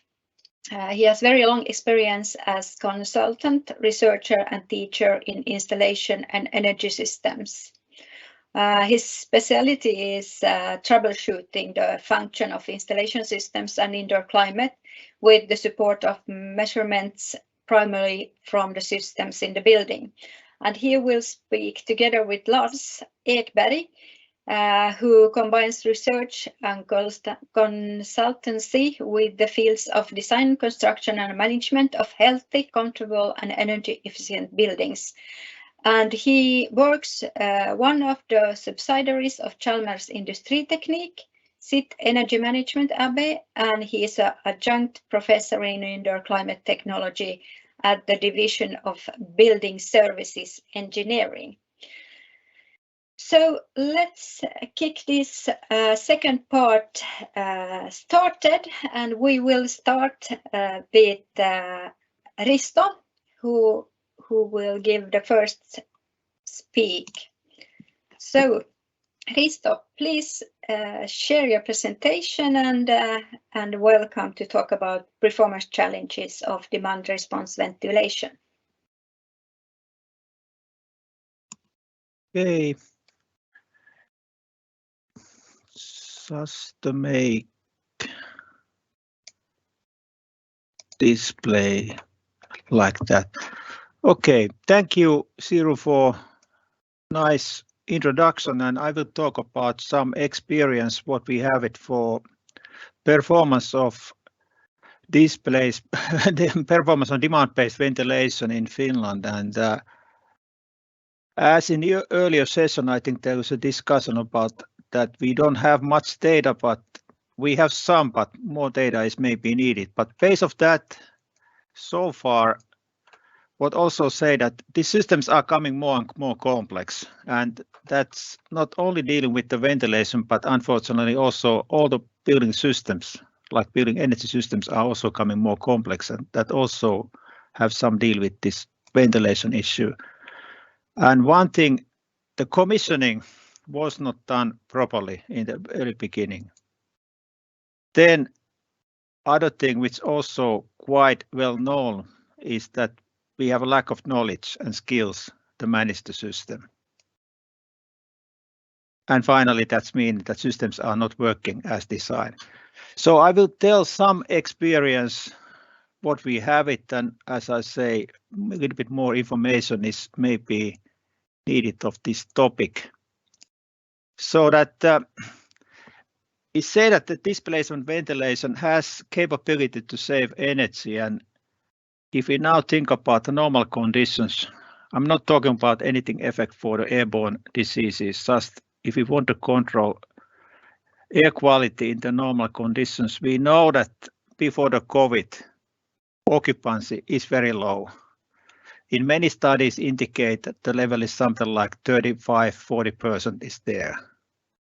And that's meaning that we have huge potential to save energy there. If you're looking for this right figure here on the right, green area is potential to save there. No doubt of that. And how we then done it in nowadays in this system is that we have ventilation in during nighttime when there is no occupied period. It's very low, but this depends how to handle. But even during the occupied time, we have times that there's no occupancy there. So we're using then minimum flow. Then somebody is coming in the space, we go to normal mode. And if we have more people, some systems nowadays, they go to boost mode, and that will happen based either air quality or temperature. And it's meaning that in practice that the minimum flow could be something like that when we are normal occupied hours, is nobody there. Could be something like 0.5 liter per second per square meter. It could be even a little bit lower or higher, but something like that. Then we go to normal mode. It could be something like 1.5 to 2 liter per second. If we have what we have now in Finland, air water systems, even chilled beams or radiant panels, we have now quite typically 2 liter per second normally in the occupied offices. And nowadays, quite commonly, also some spaces we are able to boost. So it's meaning that this operation range from this unoccupied and boost mode is 1 to 8. And that gives also the challenge because this flow for the minimum to the maximum is so big difference that at the moment we have huge challenges to measure these small flows here in the buildings. Okay, but that's the thing. What are the range there? And I have short introduction about the system because when we talk about complexity, also we have a little bit think about what kind of system we have there. This is traditional demand-based ventilation system is pressure independent. So it's meaning in practice that we have room units which are compensated the performance because they measure the flow there and they're able to how to handle if we have some changes in the ductwork. So we have in the supply duct pressure that could vary, but because we have devices in the room units which are also measure that, this variation is possible to balance. So this is the traditional system what we are using. And other story is then exhaust because the pressure in the ductwork in the exhaust is handled a little bit different. So that's the other thing, but that we also normally using pressure control here and make the balance. Zonal level and then for the system level there. Then we have other system that is coming a little bit more popular, so-called the pressure depending system. So idea here that we have no any compensation here, but we trust that we are able to maintain the constant pressure in the ductwork. But that requires sizing of the ducts so that they are reasonably big, so that velocity is small enough to maintain constant pressure over the ductwork. And that's possible if the sizing of the ductwork is done so that the dimensions are not reduced. And there happen studies regain in different branches, but I don't have the time to go through how that happened. But anyhow, this system is more robust if design is making correctly, and only we control the pressure here in ductwork is what is designed. And we trust all the thermal units then only control the flow here. More simple, but requires a little bit different approach for the design. Then because of the complexity of the previous one, some building owners have using this kind of on-off strategy. So they have it in the room, 2 pair of supply and exhaust systems, and they control so that when the occupied period start, first damper bar is open, supply and exhaust, and if the room temperature or CO2 level rise up, then the second bar open. Simple, robust, cheaper, but controllability is a little bit more limited. Then third one, when we go in more complexity, is that nowadays we have several different air-water systems. So we have tilt beams, we have radiant panels, fan coils, where we have also the water control, and water is controlled the temperature, and then air is controlled the air quality. And we have this quite complex system nowadays implemented many places, so that airflow rate, temperatures are controlled with the same unit, and that's also really a little bit more complexity there. So what happened in practice is that now we're coming some experience what we have it in Finland. So we're analyzing altogether some buildings and note so that only 1 of 8 analyzed building work as should be. And those buildings was selecting to be in the Helsinki metropole area so that they are so-called A-class or B-class level of buildings for indoor climate, and there are no reported problems there. So selection of the building is so that no complaints for the building users, and even one of the building owners said that maybe they probably don't have any buildings which have no problem, but they select one of here for that. So no problem buildings, but still only 1. And here is one example of the system where we have fan coil unit where the control for the temperature, and then we have supply unit, but like in this meeting room, some things airflow rate do not match with the design values. Then interesting thing here is a boost and normal mode operate in wrong order. When the system should be boost, it was reducing the flow and vice versa. But now coming back, if I reflect also the previous session discussion, say that if we following and looking for conditions that is the system work correctly, that if we now looking for only CO2 or temperature, we don't recognize this kind of problem, that system is now in this case boosting all the time, if the occupied ratio is quite low. We don't know that. So it's coming a little bit difficult just following of temperature and CO2 that is the system working correctly. This is the other story about more simple on-off type of dampers, and same story. The ratio of supply and exhaust are not correct in the boost mode. And this here, the set point of the water radiators and ventilation is overriding each other. The system is here also. The system is boosting all the time. Not noted because water radiators are simple thermostat, and here we have building management system. It's not realized that the system is boosting all the time because set point is set so low level that this start the boost even not should be there. Okay, third story here is like that. The same thing, air water system, but this airflow balance is not correct. Even in the normal flow, we don't have any documentation what they should be.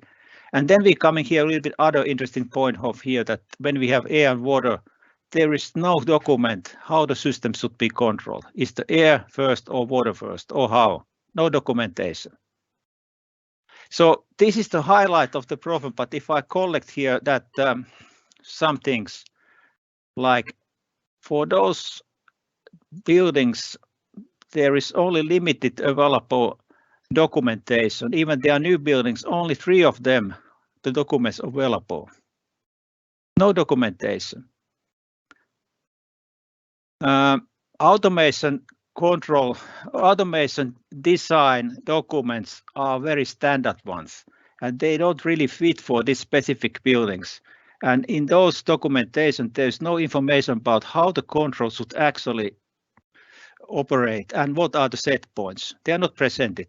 They are just copy-paste of the previous project, which are not very well fit for the one specific building.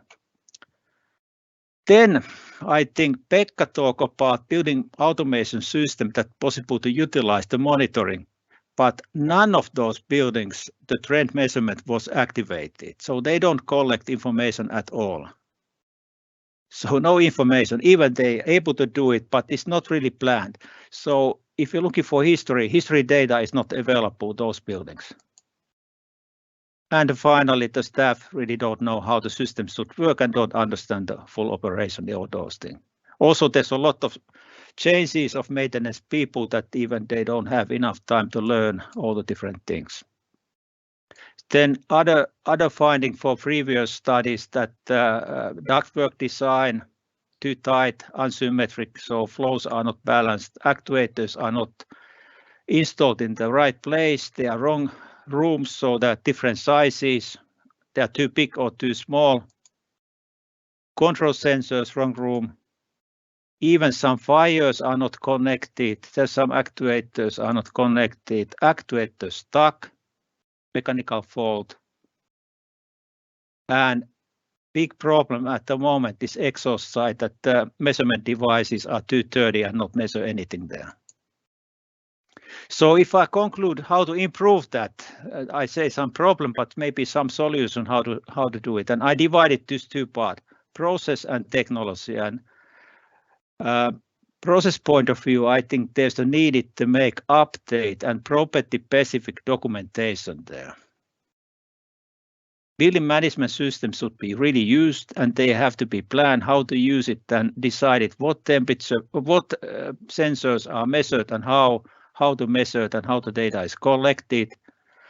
Then this commission have to done carefully and also retro commissioning in the occupied building time to time. That seems to be very important thing to do it. Maybe also I don't put much emphasis about the contract, but seems so that even there's some faults, we don't have really good mechanism to put enough penalties for the contractors there. Training for the, I think all the things is needed and motivation and appreciation of the staff and maintenance is required. Technology side, I think larger and reliable range of airflow rates at the moment is needed. If we go with very low airflow rates, we are not able to do it. Control systems should be improved. Also, what previous system, more robust things are needed. Utilization of IoT is giving new opportunities. It could be used for the monitoring, but also at the moment, if we're looking for standard design concept, like in Finland, there is no space or nobody have even talked utilizing IoT together with BMS. But they are possible to use like a measure pressure over the envelope and maybe some other things there. And in the future, also, I think what the previous session is talk about, data is a new oil. So if we can use the data more effective, we can have some kind of data-driven buildings there. So this collecting data must be correct and that should be utilized. So we have huge potential at the same time improve indoor climate conditions and also save energy. But we have some challenges in the processes, design, commission and maintenance that have to be make something for that to guarantee performance, and there is the need for technical improvement for some components. I didn't put it here, this exhaust side measurement devices that coming dirty, but like ultrasonic measurement devices are a little bit helping that. So technology is there available, but not much use at the moment. And coming back, I think the smart solutions and data is needed to use, but if we don't put previous three things in order, this data-driven and more clever algorithms are not making any sense. What I talk, this is some documentations, what we have available. There's a published one journal paper and one article in the Riva journal. So thank you for your attention. Thank you very much, Risto, for your good presentation and some reflections that sometimes it really doesn't work, but very good with also some suggestions what could be done better. And you mentioned also the importance of commissioning, and that's something we will hear about from the next speaker, Peter Schild, who will talk about demand control ventilation does not perform without proper commissioning. So, Peter, you can start sharing and give your presentation. The floor is yours, Peter. Thank you. As you can see, there are two logos here, one from SINTEF and Oslo Met, and most of what I am going to talk about is from experiences at SINTEF, and we have had a number of training courses, and I hear from all the participants in these training courses a lot of terrible stories about all the problems with these VAV systems. So I'll share some experiences. Firstly, here is a list of useful links and documents that are the basis of what I'm going to be speaking about. These are actually hyperlinked, so it would be possible if you get hold of the PDF of this presentation actually to be able to use these links. So we have two design sheets published by SINTEF. Related to demand control ventilation, commissioning, and also the processes before commissioning, as in requirements that the property developer should give to the contractors. There's also a report in English, which is free. You can download from SINTEF, FAG 24. That Mats Miesen, Axel Kable and I have written, and that summarizes a lot about the commissioning tests. This report is actually part of a research project. If you click on this link here, see what happens there. So this research project actually has a number of forms for commissioning, bit of software, and a couple of reports in Norwegian, one in English, that you can read in your own time. Lastly, but maybe most importantly, potentially, is some very useful specs published by Oslo Kommune. Also, you can download free of charge with www.skok.no. They have 3 really useful publications, of which I'll be mentioning. Okay. So I'm going to go through, it's going to be really whirlwind. I'm going to go through 4 points. Typical faults, a little bit about training, planning, as in, I'm talking about the whole building process, and commissioning, all related to demand control ventilation. Now, I'll be using the term VAV, variable air volume, because as many of you know, demand control ventilation is a subset of VAV. Demand control ventilation is when you connect VAV to a room sensor, which actually reacts to the indirectly to the airflow, for example, temperature or CO2 sensor. Okay, what happens in these buildings? I used 5-10 years ago, I used to say, I can bet you $1 million that if I visit a building with VAV, I'm going to find faults. It was almost impossible to have a faultless building with VAV.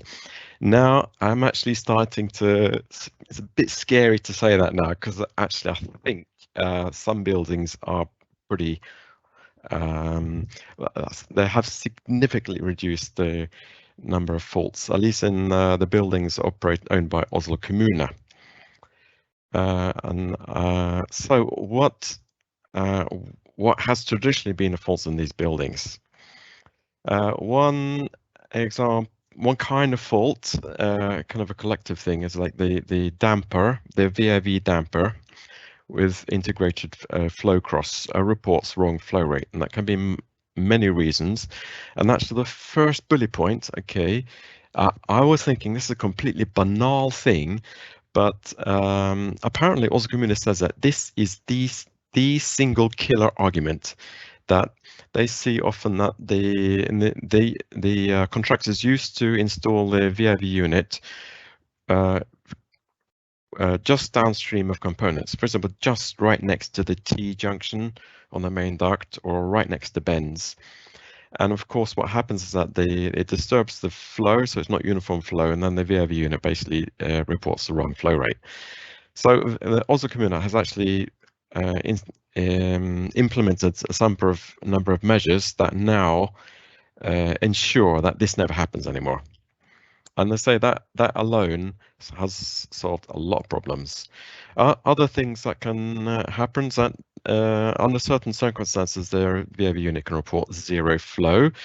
An example of that is when it gets clogged with dust. And in the picture on the right, showing a VIV unit installed in the exhaust duct. And this is like a ticking bomb. All buildings with VIV units and exhausts, they need to be cleaned. And well, at least in Norway, we see a not good maintenance in some buildings is not as good as it should be with a VIV. Personally, I recommend now that we stop using these flow crossers and exhausts and start using ultrasound units. They cost more, but in a way you save money because there's no flow cross to dust to get blocked. I will move on. Issues, for example, you don't get enough air in the room. Can be multiple reasons for that. Some very benign reasons. For example, they just incorrectly programmed with the flow rates, Vmin, Vmax in the unit. We've done, SINTEF has done field trials of commissioning tests, and this is a very typical thing we find, that basically just been incorrectly programmed. There are other issues. There can be issues with noise, and that could be, for example, that if it's a pressure control system, because there are different system architectures, but if it's an architecture with using pressure transducers, then there could be incorrectly commissioned or incorrectly located pressure taps, for example. And you can also have issues with imbalance, for example, pressure difference between rooms. This can be due to the fact that one hasn't think about zoning, that you should ensure that irrespective of the flow rate, that the supply and exhaust should always be balanced in a zone. And then you can have unstable operation, kind of like unsteady over time. Can be multiple reasons for this. Soil flow cross. Can also be the fact that the pressure trap is located in a part in the duct where it's very unstable, turbulent flow. So you can fix that with installing retrofitting a little kind of like T-junction, a little chamber, and then attach the pressure trap to that. Another number of issues we've seen, addressing is a common error, whereby the VIV unit is actually controlled by a sensor, maybe in another zone. Or polarity has been an issue with some bus systems.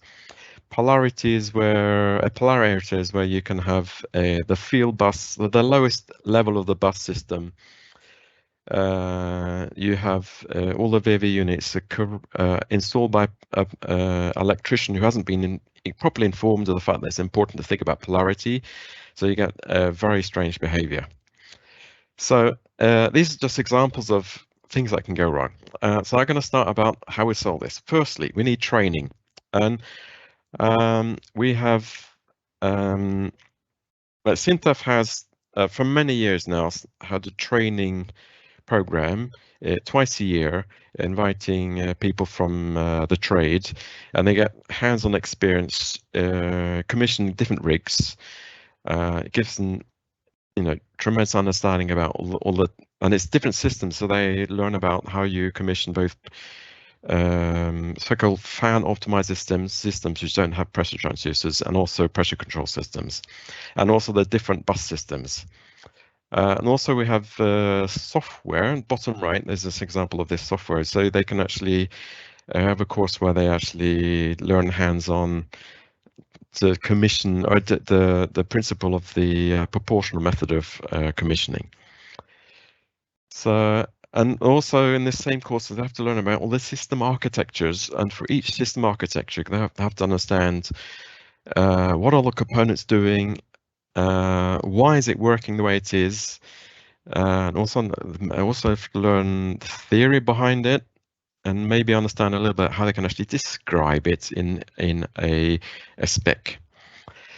And also have to learn also hands-on all the buttons in each of these VAV units. It's immensely important to understand how a janitor, a building operator, can actually deal with issues that turn up during the operation phase. And so many people think that VAV is like you kind of install it and it's automated. It kind of like sorts itself out. You don't have to commission it because it's automated. But that the absolute opposite is true. You have more buttons and more automation in the building, which means that we have to actually have more actuators. So that's actually more to look after. That's hugely important.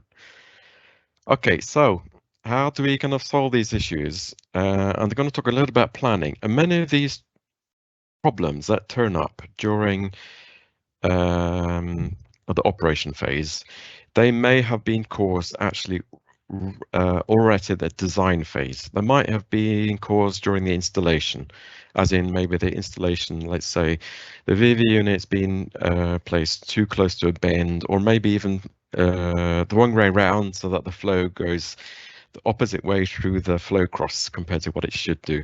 Or some errors can turn up, due to like improper addressing during installation. So it's important with commissioning. And also commissioning itself is an issue, because if one doesn't have proper commissioning, then the errors don't get discovered. So they kind of turn up in the operation phase. So all these 4 stages, it's hugely important that people understand what can happen in these stages and how we deal with it. Now, I can't tell in 15 minutes how to solve all of these things. So that's why I'm referring to these documents I mentioned at the start, especially the SINTEF documentation and the SCOC for Oslo Kommune. But what I'm going to do now, because there's some time left, and I'm going to talk a little bit about commissioning, because that is a nice way of discovering many, if not all, of the faults that might have appeared during the design or installation. Okay, commissioning. So I'm sorry for the Norwegian in this figure here. Commissioning for VAV systems involves a lot of stages. We have to look at the drawings, make sure that they have that detailed enough, showing the location of inspection hatches, because we must have inspection hatches and exhausts, and proper location of the VAV units, showing distances. So for example, Oslo Kommune requires sufficiently detailed drawings, and already at this stage we can actually discover faults and prevent them from being installed. So that's important that we have that the contractors actually have to be followed, so that the building owner has to have a team checking the drawings before we actually go to the next stage. Then after installation, we do physical control. We have to go look at all the physical installation of the VAV units, make sure they're correct way around. Maybe spot checks of cabling to check that all the room sensors are cabled to the actuator, the ROM controllers or the VAV units, and make sure everything's kind of like live before we go on to actually addressing and what we called our startup, or in Norwegian igangkjøring. The actual what we usually call is commissioning for CAV systems basically means that for CAV systems we just we throttle all the dampers, all the manual dampers to a fixed position, so that all the room, each zone has its correct flow rate. Now for VAV units, it involves basically programming the maximum flow rates for the units, and maybe also programming other small details, for example, like what kind of signal the VAV unit should be listening to, and how the supply and exhaust should be speaking so that it's always balanced flow rate irrespective of the conditions in the building. Next, we have to have some kind of test. Okay, and what we experience is that it's really important to have a fully integrated tests, including VAV and also climatization, as in heating, cooling. So we can, and maybe also have a system that's also controlling the blinds and also the lighting. So the whole system must, like a fully integrated test, must be conducted. And this is going to be described also in the contracting documents, so that contractors know that this is a requirement and also they have to cover the costs. And lastly, the contracting documents also specify required documentation. And so what we're going to do now is just to talk a little bit about a very practical functional test, okay, so which is, we're talking about the third from last point here. Now, this is a hugely effective commissioning test that we've developed in this research project called Reduced Ventilation. That's been tried out, that's adopted by Oslo Kommune. It's also now published by SINTEF in their standard design guided sheets for the building trade. And it looks like this. We have two it's like a double action test. So we test both a situation where there's very low demand and a situation with peak demand of a VAV system. Now, like the minimum demand, it could be a situation where, of course, like basically in the weekend, all the systems are all the rooms should be going to minimum flow rate. But you can have a system where you can have a situation where maybe one person is working overtime, and maybe they're working right at the end of the corridor, in the cellar or somewhere. So we need to make sure the system actually can provide this person with sufficient flow ventilation where all the other rooms will be operating the minimum. And then the opposite test, the full house test, is also important because we need to check that the air handling unit has sufficient capacity for a situation maybe all the rooms are going to cooling mode. Now, also Kommune requires that for the test on the right hand side, all rooms, for example, for a school, must be able to have maximum flow rate all at the same time. So that's a really important test that we run. I'm going to illustrate one of these tests. So, for example, this minimum coincidence test. When I mean coincidence, I mean like in Norwegian we say samtidighet, as in if there are more than one rooms who are occupied at the same time. So minimum coincidence test is just one room occupied at a time. And what we do, first we force all the rooms to be minimum, and we can do this by fiddling with the set points for CO2 or temperature in the rooms. So, and what we do, we go to each room and we have a ladder. We're physically connecting a cable to the VAV unit and physically measuring the flow rates. This is hugely important because if we don't physically visit the room and check the flow rate physically, we might not discover what we call an address error. As in looking at the BEMS, the Building Energy Management System, is it's not sufficient because the Building Energy Management System can report one flow rate, but the actual true flow rate might be something else. It might be measured from another room. So that's that test. And the other test is what we call the max coincidence test. And what we're doing here, here's a situation where this specific building has been specified for by the property developer to cope with 75% maximum coincidence, and 25% of the rooms can be empty. Like, for example, a typical office building with all meeting rooms, it's extremely rare that all the rooms would be occupied at the same time. But for a school or some other kind of building, I would say we should design for 100% coincidence. But this test is like this: we go from room to room, also measuring physically, and check that we actually the true flow rate can actually we could check each room and check that the room can supply both Vmin and Vmax. So and also if you have a building with which is not 100% coincidence design, you have to make sure you've tested all the rooms. Okay, and we have published a spreadsheet for this kind of test. You can download this free of charge from escok.no or the website for Reduced Ventilation. The URL is at the start of my presentation. So what you do if you've got like hundreds of AV units in a building? It's like it'll take you weeks maybe to test. So, but this is the responsibility of the contractor. The professional contractors who have pride in their work would actually do some form of function testing for every single unit. They wouldn't kind of rely on randomness, but for the Oslo Kommune, they test only for 7 rooms. And they experience that if all 7 rooms are okay, no faults, then statistically it's very likely the rest of the building is okay. Last slide is a take-home message. Okay, we need improved training. So SINTEF community training course is an example, and you're welcome to attend if you're interested in the content. Publish unequivocal contractual requirements. And examples of this, I think maybe other countries could maybe learn from what Oslo Kommune has done. You go to that website and you can download their documents.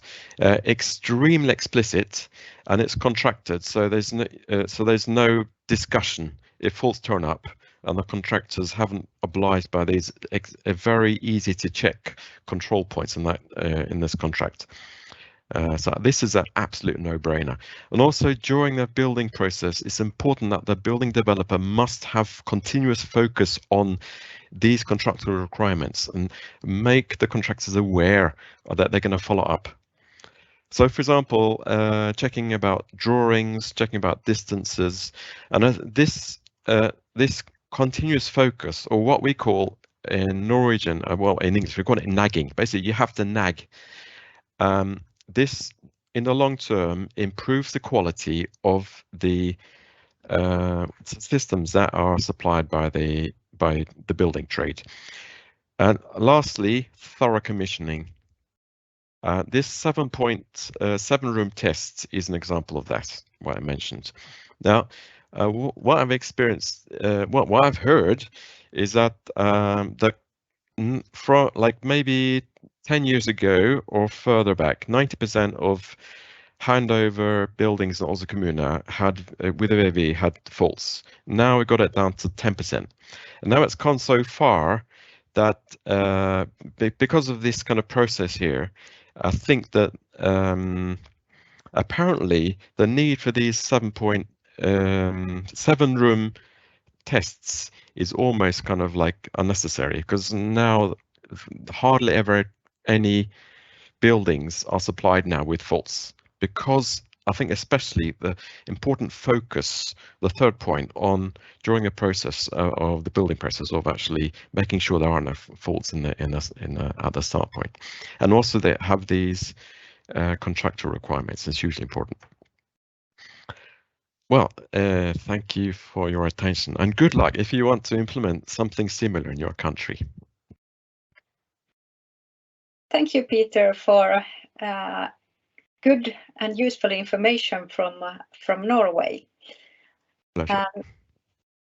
And then we will go onward, and the next speaker is Arsene Melikov, who will talk about air distribution and demand control ventilation systems. And Arsene, you could now start sharing your slides, and then the floor is yours, please.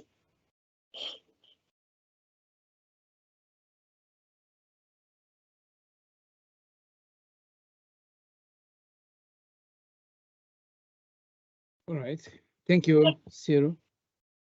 Yes, so well, I'll focus on importance of air distribution for the performance CO2-based design control ventilation. Before that, I want to start just to remind what is the purpose of ventilation, and the primary goal of ventilation is to provide occupants with clean air for breathing. So what matters is how clean the air is inhaled by the occupants. And for that purpose, it is very important to know where this clean air supplied by the ventilation system goes: in the room, and how much it goes to the as an inhaled air to the occupants. So we should there are several factors which are important and for that process. First, how much is the mixing of the supplied air with the room air. At the present, it is because the dilution ventilation, it is assumed that there is a perfect mixing in room air, which is not true. Then it is assumed that CO2 generated by occupants, the spatial distribution is uniform, which is not true. And then supply air distribution, it's not that much looked at.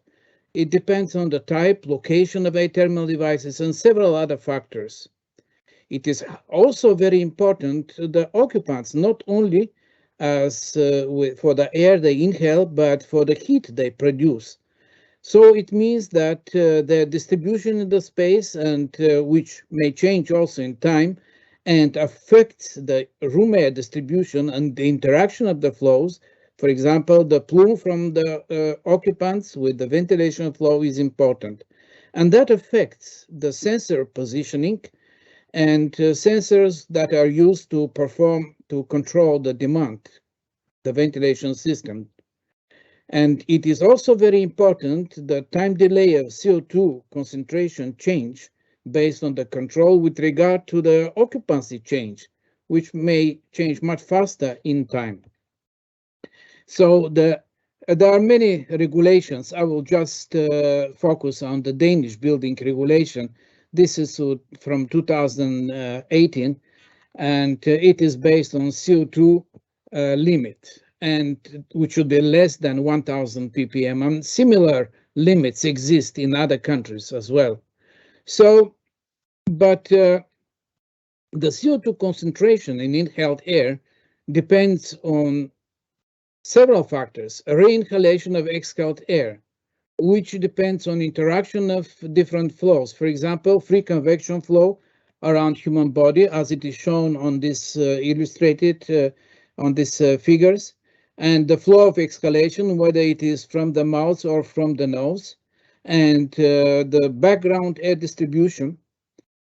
And well, I have made experiments, and it may be, for example, if we keep the room air at 100 concentration of the exhaust at 1,000 ppm, and exhaust inhalation flow rate, accept that it is the same, may not be, but 0.24 liters per second in average, and the CO2 concentration in exhaled air is about, in average, 50,000 ppm. So if we re-inhale about 1% of this air, so the CO2 concentration then becomes somewhere about 1,000, close to 1,500 ppm. So it is different than the limit which is required in the standards. And it might be very different because of the interaction of the flows. So, sorry. So there are similar also requirements for the CO2 in other norms and standards, and I will not focus on this because time is running. So I will just show you some results of experiments we have performed. We have studied the impact of different parameters affecting CO2 exposure. And first, I will show results on room air distribution, how is important, strength and location of heat sources, which is in reality may change depending on the number of occupants and location, how they sit, distance from the pollution source, this is also important, and number of location of the supplied air terminal devices and occupants' behavior. So what we did was we in a 1 hour test chambers, it is similar to meeting room, and we had experiments we performed with 7 persons, 3 men, 4 women, and 1 thermal mannequin, which is this one. I believe you can see the pointer. And this mannequin is breathing so as an average person. So what we can do in the room, we had different ventilation system and chilled ceiling also. 77% of the ceiling chill was cooled down when needed. We studied different air distribution systems, like shown the mixing air distribution, displacement, textile duct, and box diffuser developed by manufacturer in Denmark. And we kept in all these cases the room temperature 26 degree, and we performed studies, calculated ventilation rate based on the mass balance, calculated CO2 concentration of exhaled air, and based on, in this case, should be the exhaust, the CO2 concentration 1000 ppm. And then we calculate also based on person and building components. We studied the importance of the layout. You can see on these two pictures, and body posture. It is very important. I will show you some result whether body posture is important for the free convection flow around the body and its interactions with the exhaled air, and thus it is important for the concentration of CO2 in inhaled air. I will show you some results on this. So we studied many cases, 10 cases. In some cases, ventilation was combined with chilled ceiling. We simulated heated or not heated window and others. We did a lot of measurements.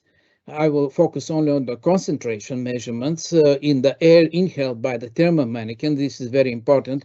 We could not measure, of course, the CO2 concentration in the air inhaled by the people participating in the experiment. We measured the concentration of exhaust air, supply air, occupied zone at several locations, also on the walls with sensors located at different heights. In total, 20 different points. And here some, the experiment was lasted for 3 hours, but this figure shows that we could achieve some constant CO2 concentration of 1000 ppm at the exhaust. And these are the important results we have obtained. I will show you later a little bit more detail, but the main point here is made that the black bars are CO2 concentration of the exhaust, which is in most of the cases, not always, but in most of the cases around, especially in mixing ventilation, around 1000, which we aimed. But the red bars shows the inhaled CO2 concentration in inhaled air. And this is very much different. And I will now focus on this. First, in case of mixing air distribution, what we obtained was depending on the conditions in the room, for example, with or without solar radiations, to one of the same supply flow, because the windows generate some buoyancy flows that cause interaction of flows in the room, and that cause a different distribution of CO2 concentration. We could get, as we can see in the inhaled air, roughly about 300 ppm different, more than the 1000 ppm we measure at the exhaust. So regardless whether we control the exhaust at 1000 ppm, we get much more inhaled. And this is in case of displacement ventilation. And this is also very interesting. I will focus only on these two sets of bars. And these two sets of bars are displacement ventilation, exactly the same conditions. The only one difference is that there is 10 centimeter, in this case, difference between the body and the edge of the table. This was a meeting room, as probably you saw, and when there is no such kind of distance. And this is very important for the free convection, development of the free convection flow. And I mentioned that this is very important for the air which we inhale. In fact, in case of free development of free convection flow, about 80% of the air which comes, we inhale, is from the free convection flow. This we have measured also. And what we can see here is that displacement ventilation, although when there is a space between the body and the edge of the table to develop the free convection flow, it is much superior to much lower CO2 concentration is in the inhaled air compared to at the exhaust. The exhaust is above 1000 ppm. So this is well known. However, as soon as the distance between the body and the table is to 0 centimeters, and this is very normal in real life, it may happen. So the advantage of displacement ventilation changes. So the CO2 concentration measured at the exhaust is the same almost as the CO2 concentration in inhaled air. Now I am showing only the most important of these figures because the time I saw that we are behind the planning time.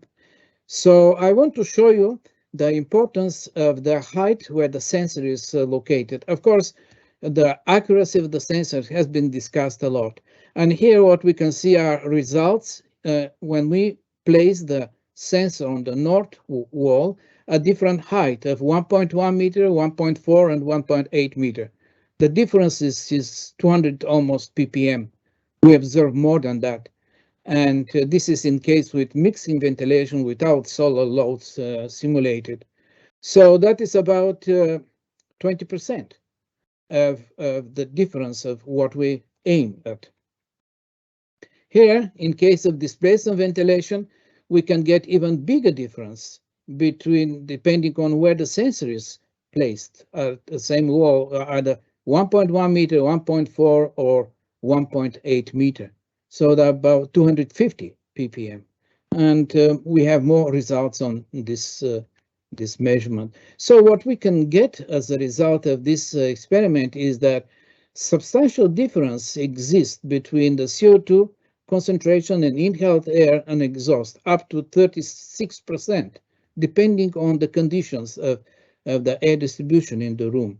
And heat load distribution is very important. And air distribution is a very important factor affecting CO2 exposure. And how the sensors are placed are important. I will come to this because there is no magic recommendations where the sensors should be placed, since the complex interaction of flow in spaces changes. Just now I'll show you that.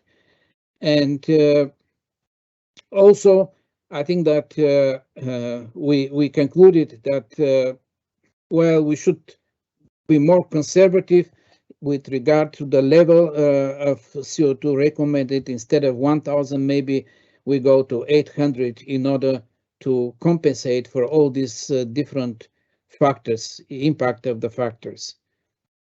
Then another experiment. In this experiment, it was with mixing ventilation, and we wanted to test the importance of ventilation rate, which it was discussed so much today that we should reduce the ventilation rate in order to save energy. So it's interesting to see how much this affects on the CO2 concentration in inhaled air.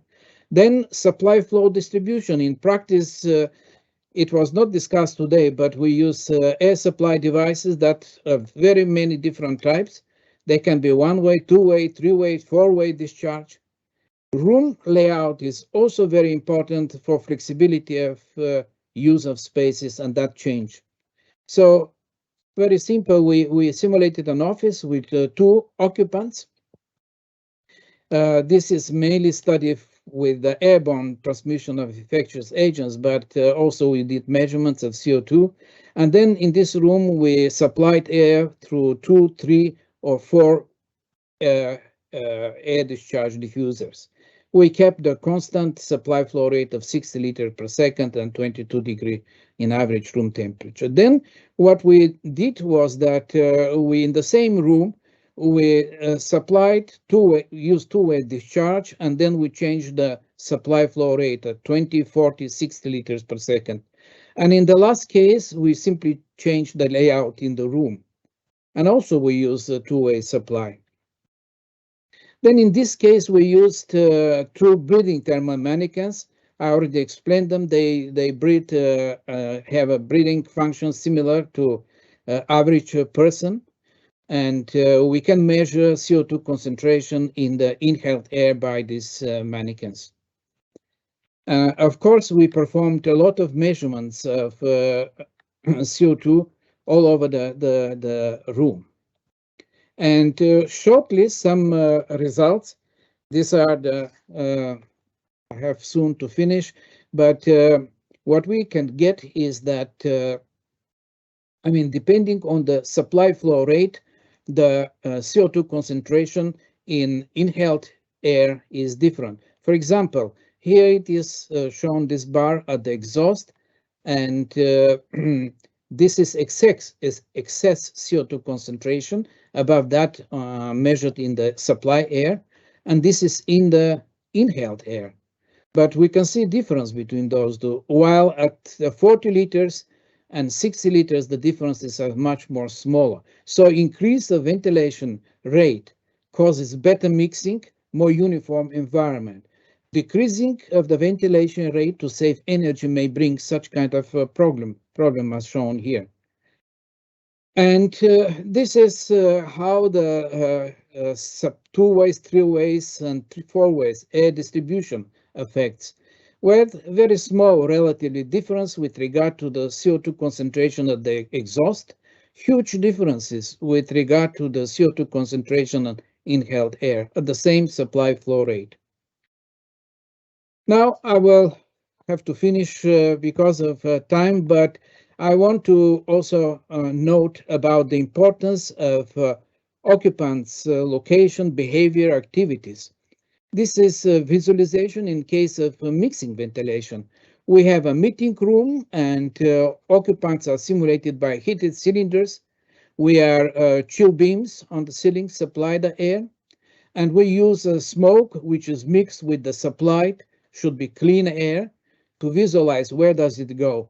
And two cases which also happen very often in practice, when the occupants are placed near the window, which is summertime heated, so heat load on this side of the room is quite increased, and when are located on the opposite side, when we have more uniform balanced distribution of the heat load on the two sides of the room.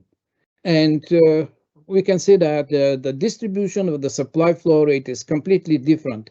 In the first case, with concentrated heat load distribution, all supply clean air goes opposite to the room.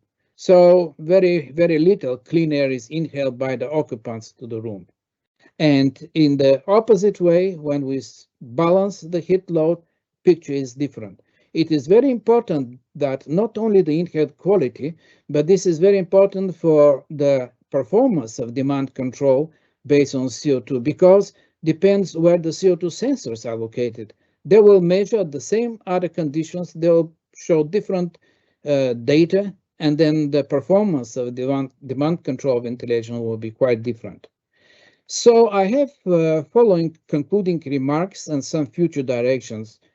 The performance of the demand control ventilation, especially that which is based on CO2, depends on numerous factors which are very difficult to consider in practice in order to achieve the target level of concentration in the inhaled air of the occupants, which in fact matters most, as we started from the beginning of this meeting. Pekka already mentioned that occupants are in the center, in the focus. Then the performance of CO2-based demand control ventilation has to be compared comprehensively with the occupant density-based demand control ventilation to figure out which is advantageous. This is the present, but I think that future directions are more important.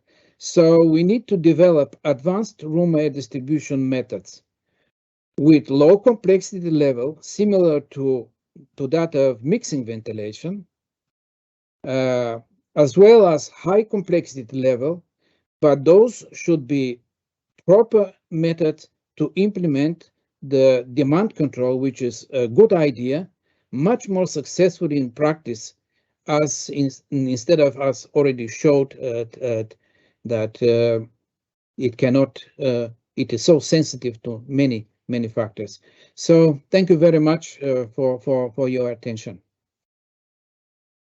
Thank you, Arsen, very much for your excellent presentation. And as you showed, this is a very complex issue, and I'm sure you could have talked about this the whole day. But thank you for this good presentation.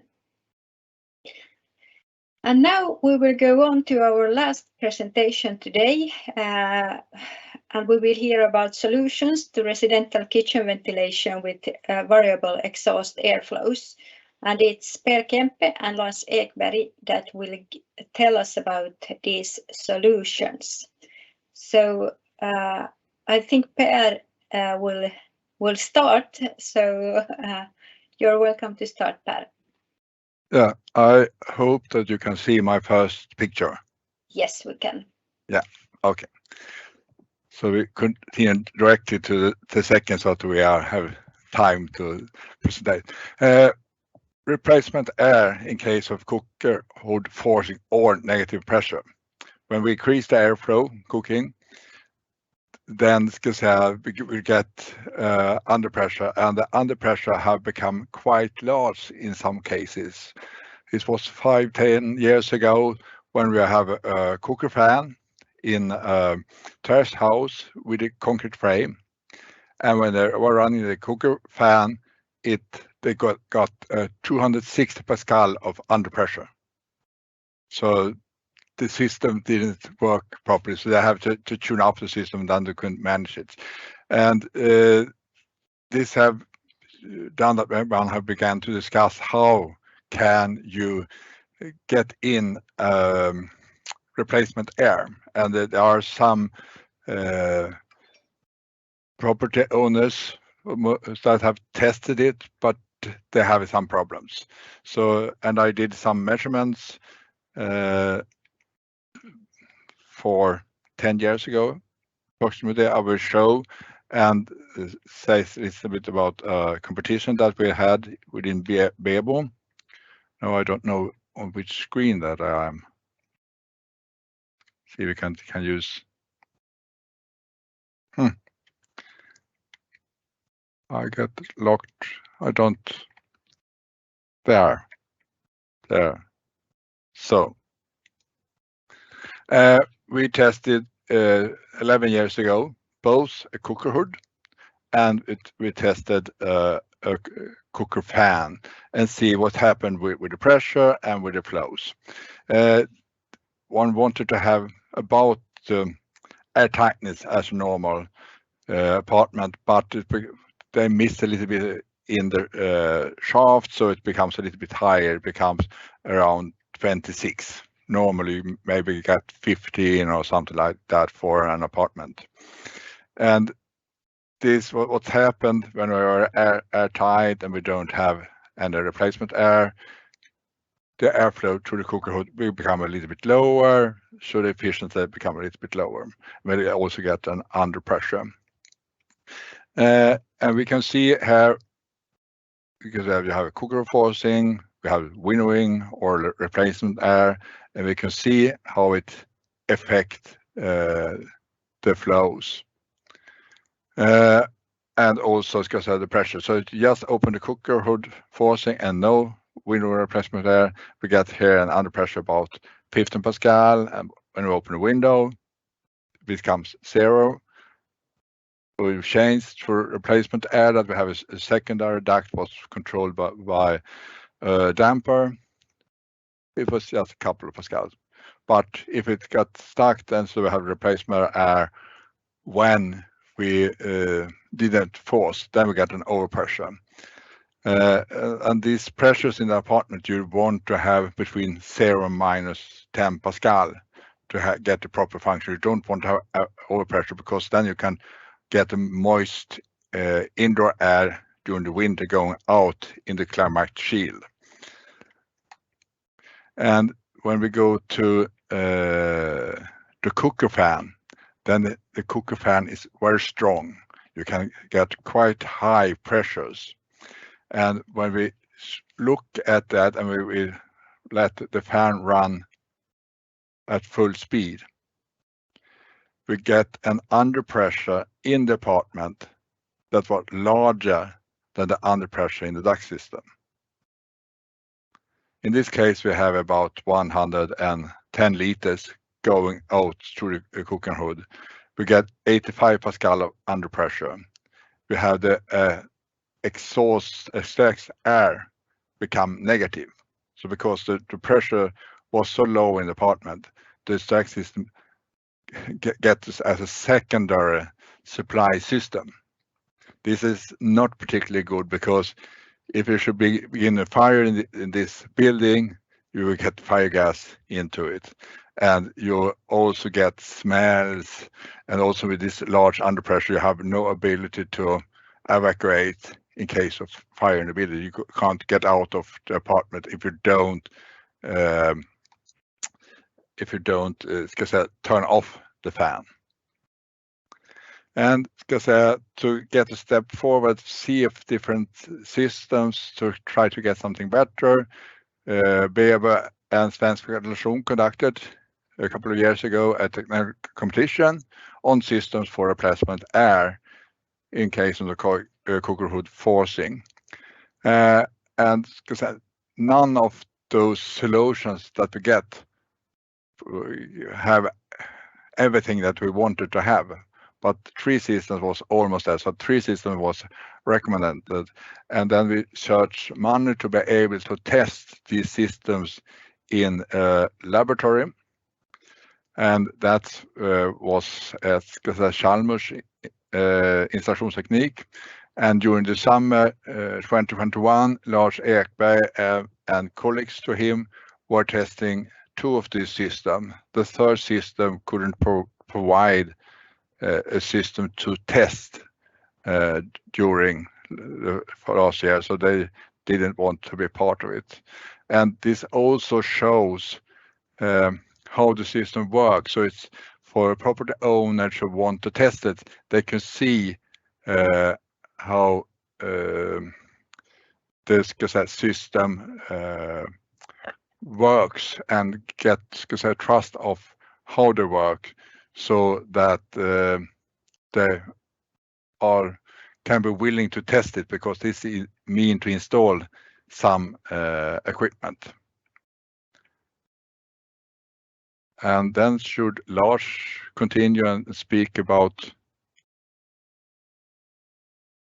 Yes, we have a little technical problem here, just to show everyone that we are live. So we are trying to get Lars back again. Let's see. I could continue to talk a little bit yes, about. Yes, if you can continue, and we will try to get Lars back. Because I was from Bebe's side, or looked at the measurements that are done. I have discussions with them during the time. There was 2 types of system that were tested. One system that have an additional air supply device that was controlled with a damper. That gets a control signal from the cooker hood. And the other one was an extra outdoor air intake that also was controlled by a valve. So you get air to what do you call it? Outdoor air radiator. You can take in and preheat outdoor air. So those systems that was tested, and when we have, we can see that here that this apartment is quite airtight. You get 13. That's about half the value that I had on other system. And now we should see that when there was adjusted the system to get correct airflows. And in that case, they have 13 liters goes to the cooker hood and 36 liters from other parts of the apartments.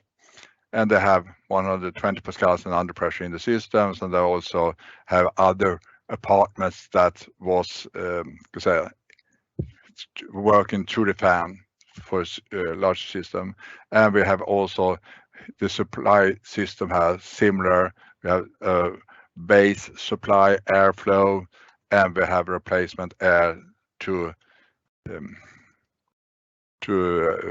get the difference between base flow and force flows for the cooker hood. And we can see here that when we are forcing the cooker hood, then where airflow increased from 13 to 34 liter, and we can see that this secondary replacement air was about 24 liters. And when we changed for a very short time, we get an under pressure on 24 Pascal, and it goes back and was stabilized about -1 Pascal. And here we can see an example from a part of the measurements, and we can see how the under pressure, when we force the airflow, we can see that under pressure goes up, and then when it goes together, you get not about 0 Pascal, and then when it stopped with forcing the cooker hood, you can see that the pressure goes in the other direction.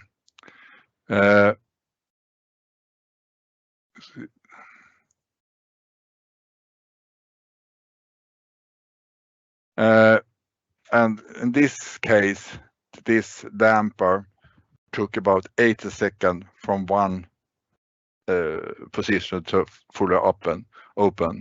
And one of those things that we said in the competition was that the flow just shortly could become larger than 10 Pascal, but shouldn't be more than 25 Pascal. 25 Pascal is something that you see that if you have a child, an elder person, or someone with not so much strength, the under pressure shouldn't be larger than 25 Pascal. Yeah, I know I see a Lars is back, so you can continue.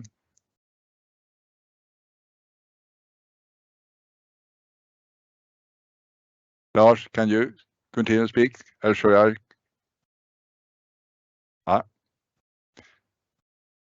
Just a moment. Let's see if we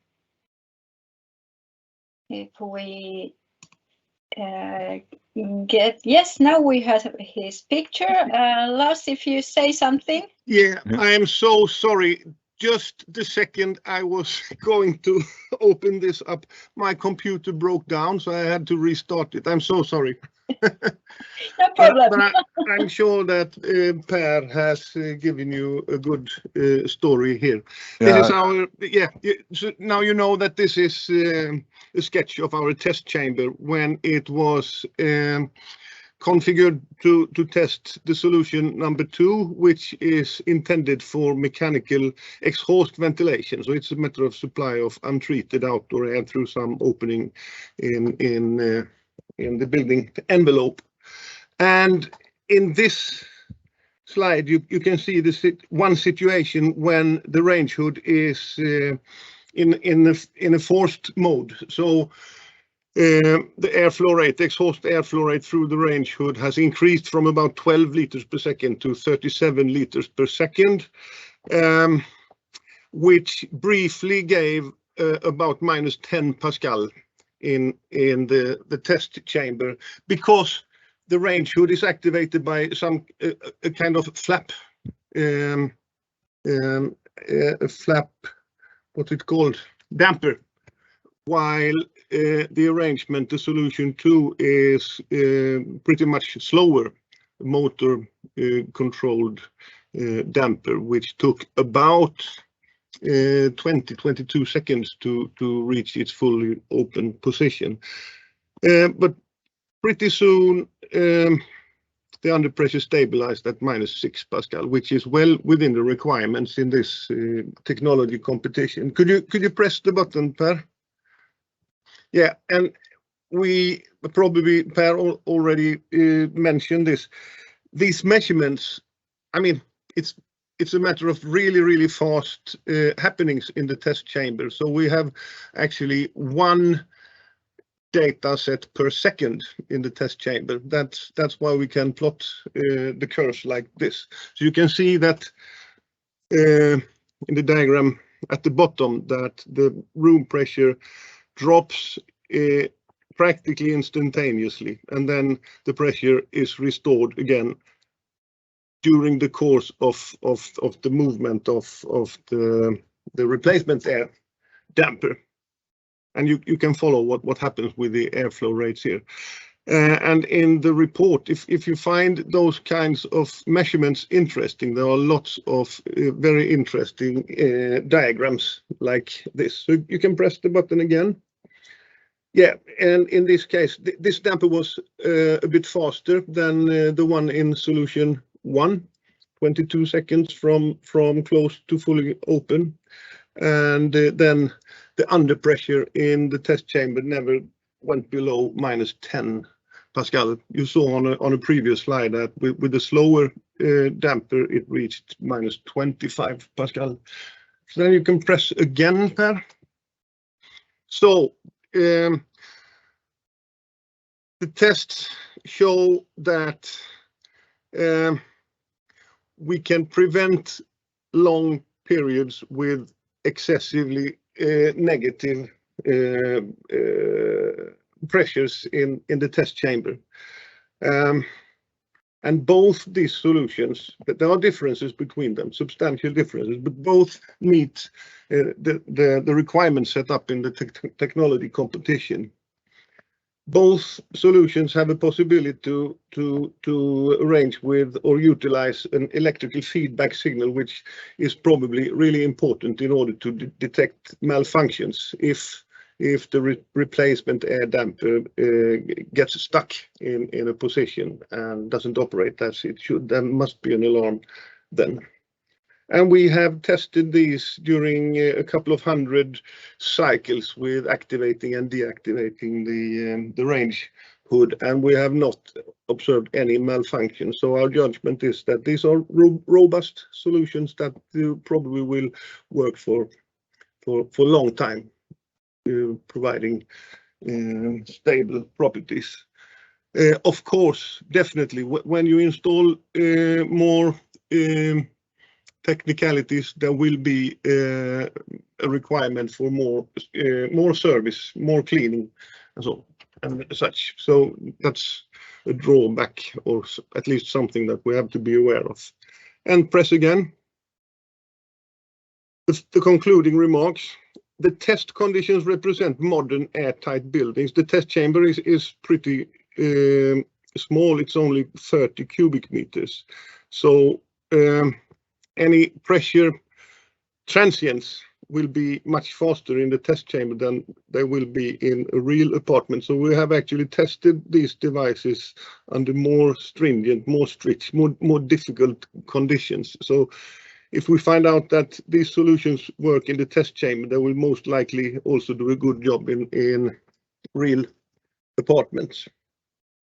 And in modern airtight buildings, it's definitely really important that we can measure the airflow rate, ventilation rate, supply and extract airflow rates with good accuracy and balance the system very well, because just a slight imbalance between supply and extract air will create rather big pressure differentials over the building envelope. And our tests, we should sum them up in one number. It's 30 seconds. If we can restore the airflow balance within 30 seconds, then the problem associated with range hood and under pressures and so on will be eliminated. That's our judgment. And we say that these solutions are actually developed to such a degree that they are ready to be adapted for full-scale tests in apartment buildings. That should then be the third step in this technology competition. And then the last slide. If you want more information, you could contact Per. You could contact me. We would be glad to talk about these things, explain things, and discuss things related to this.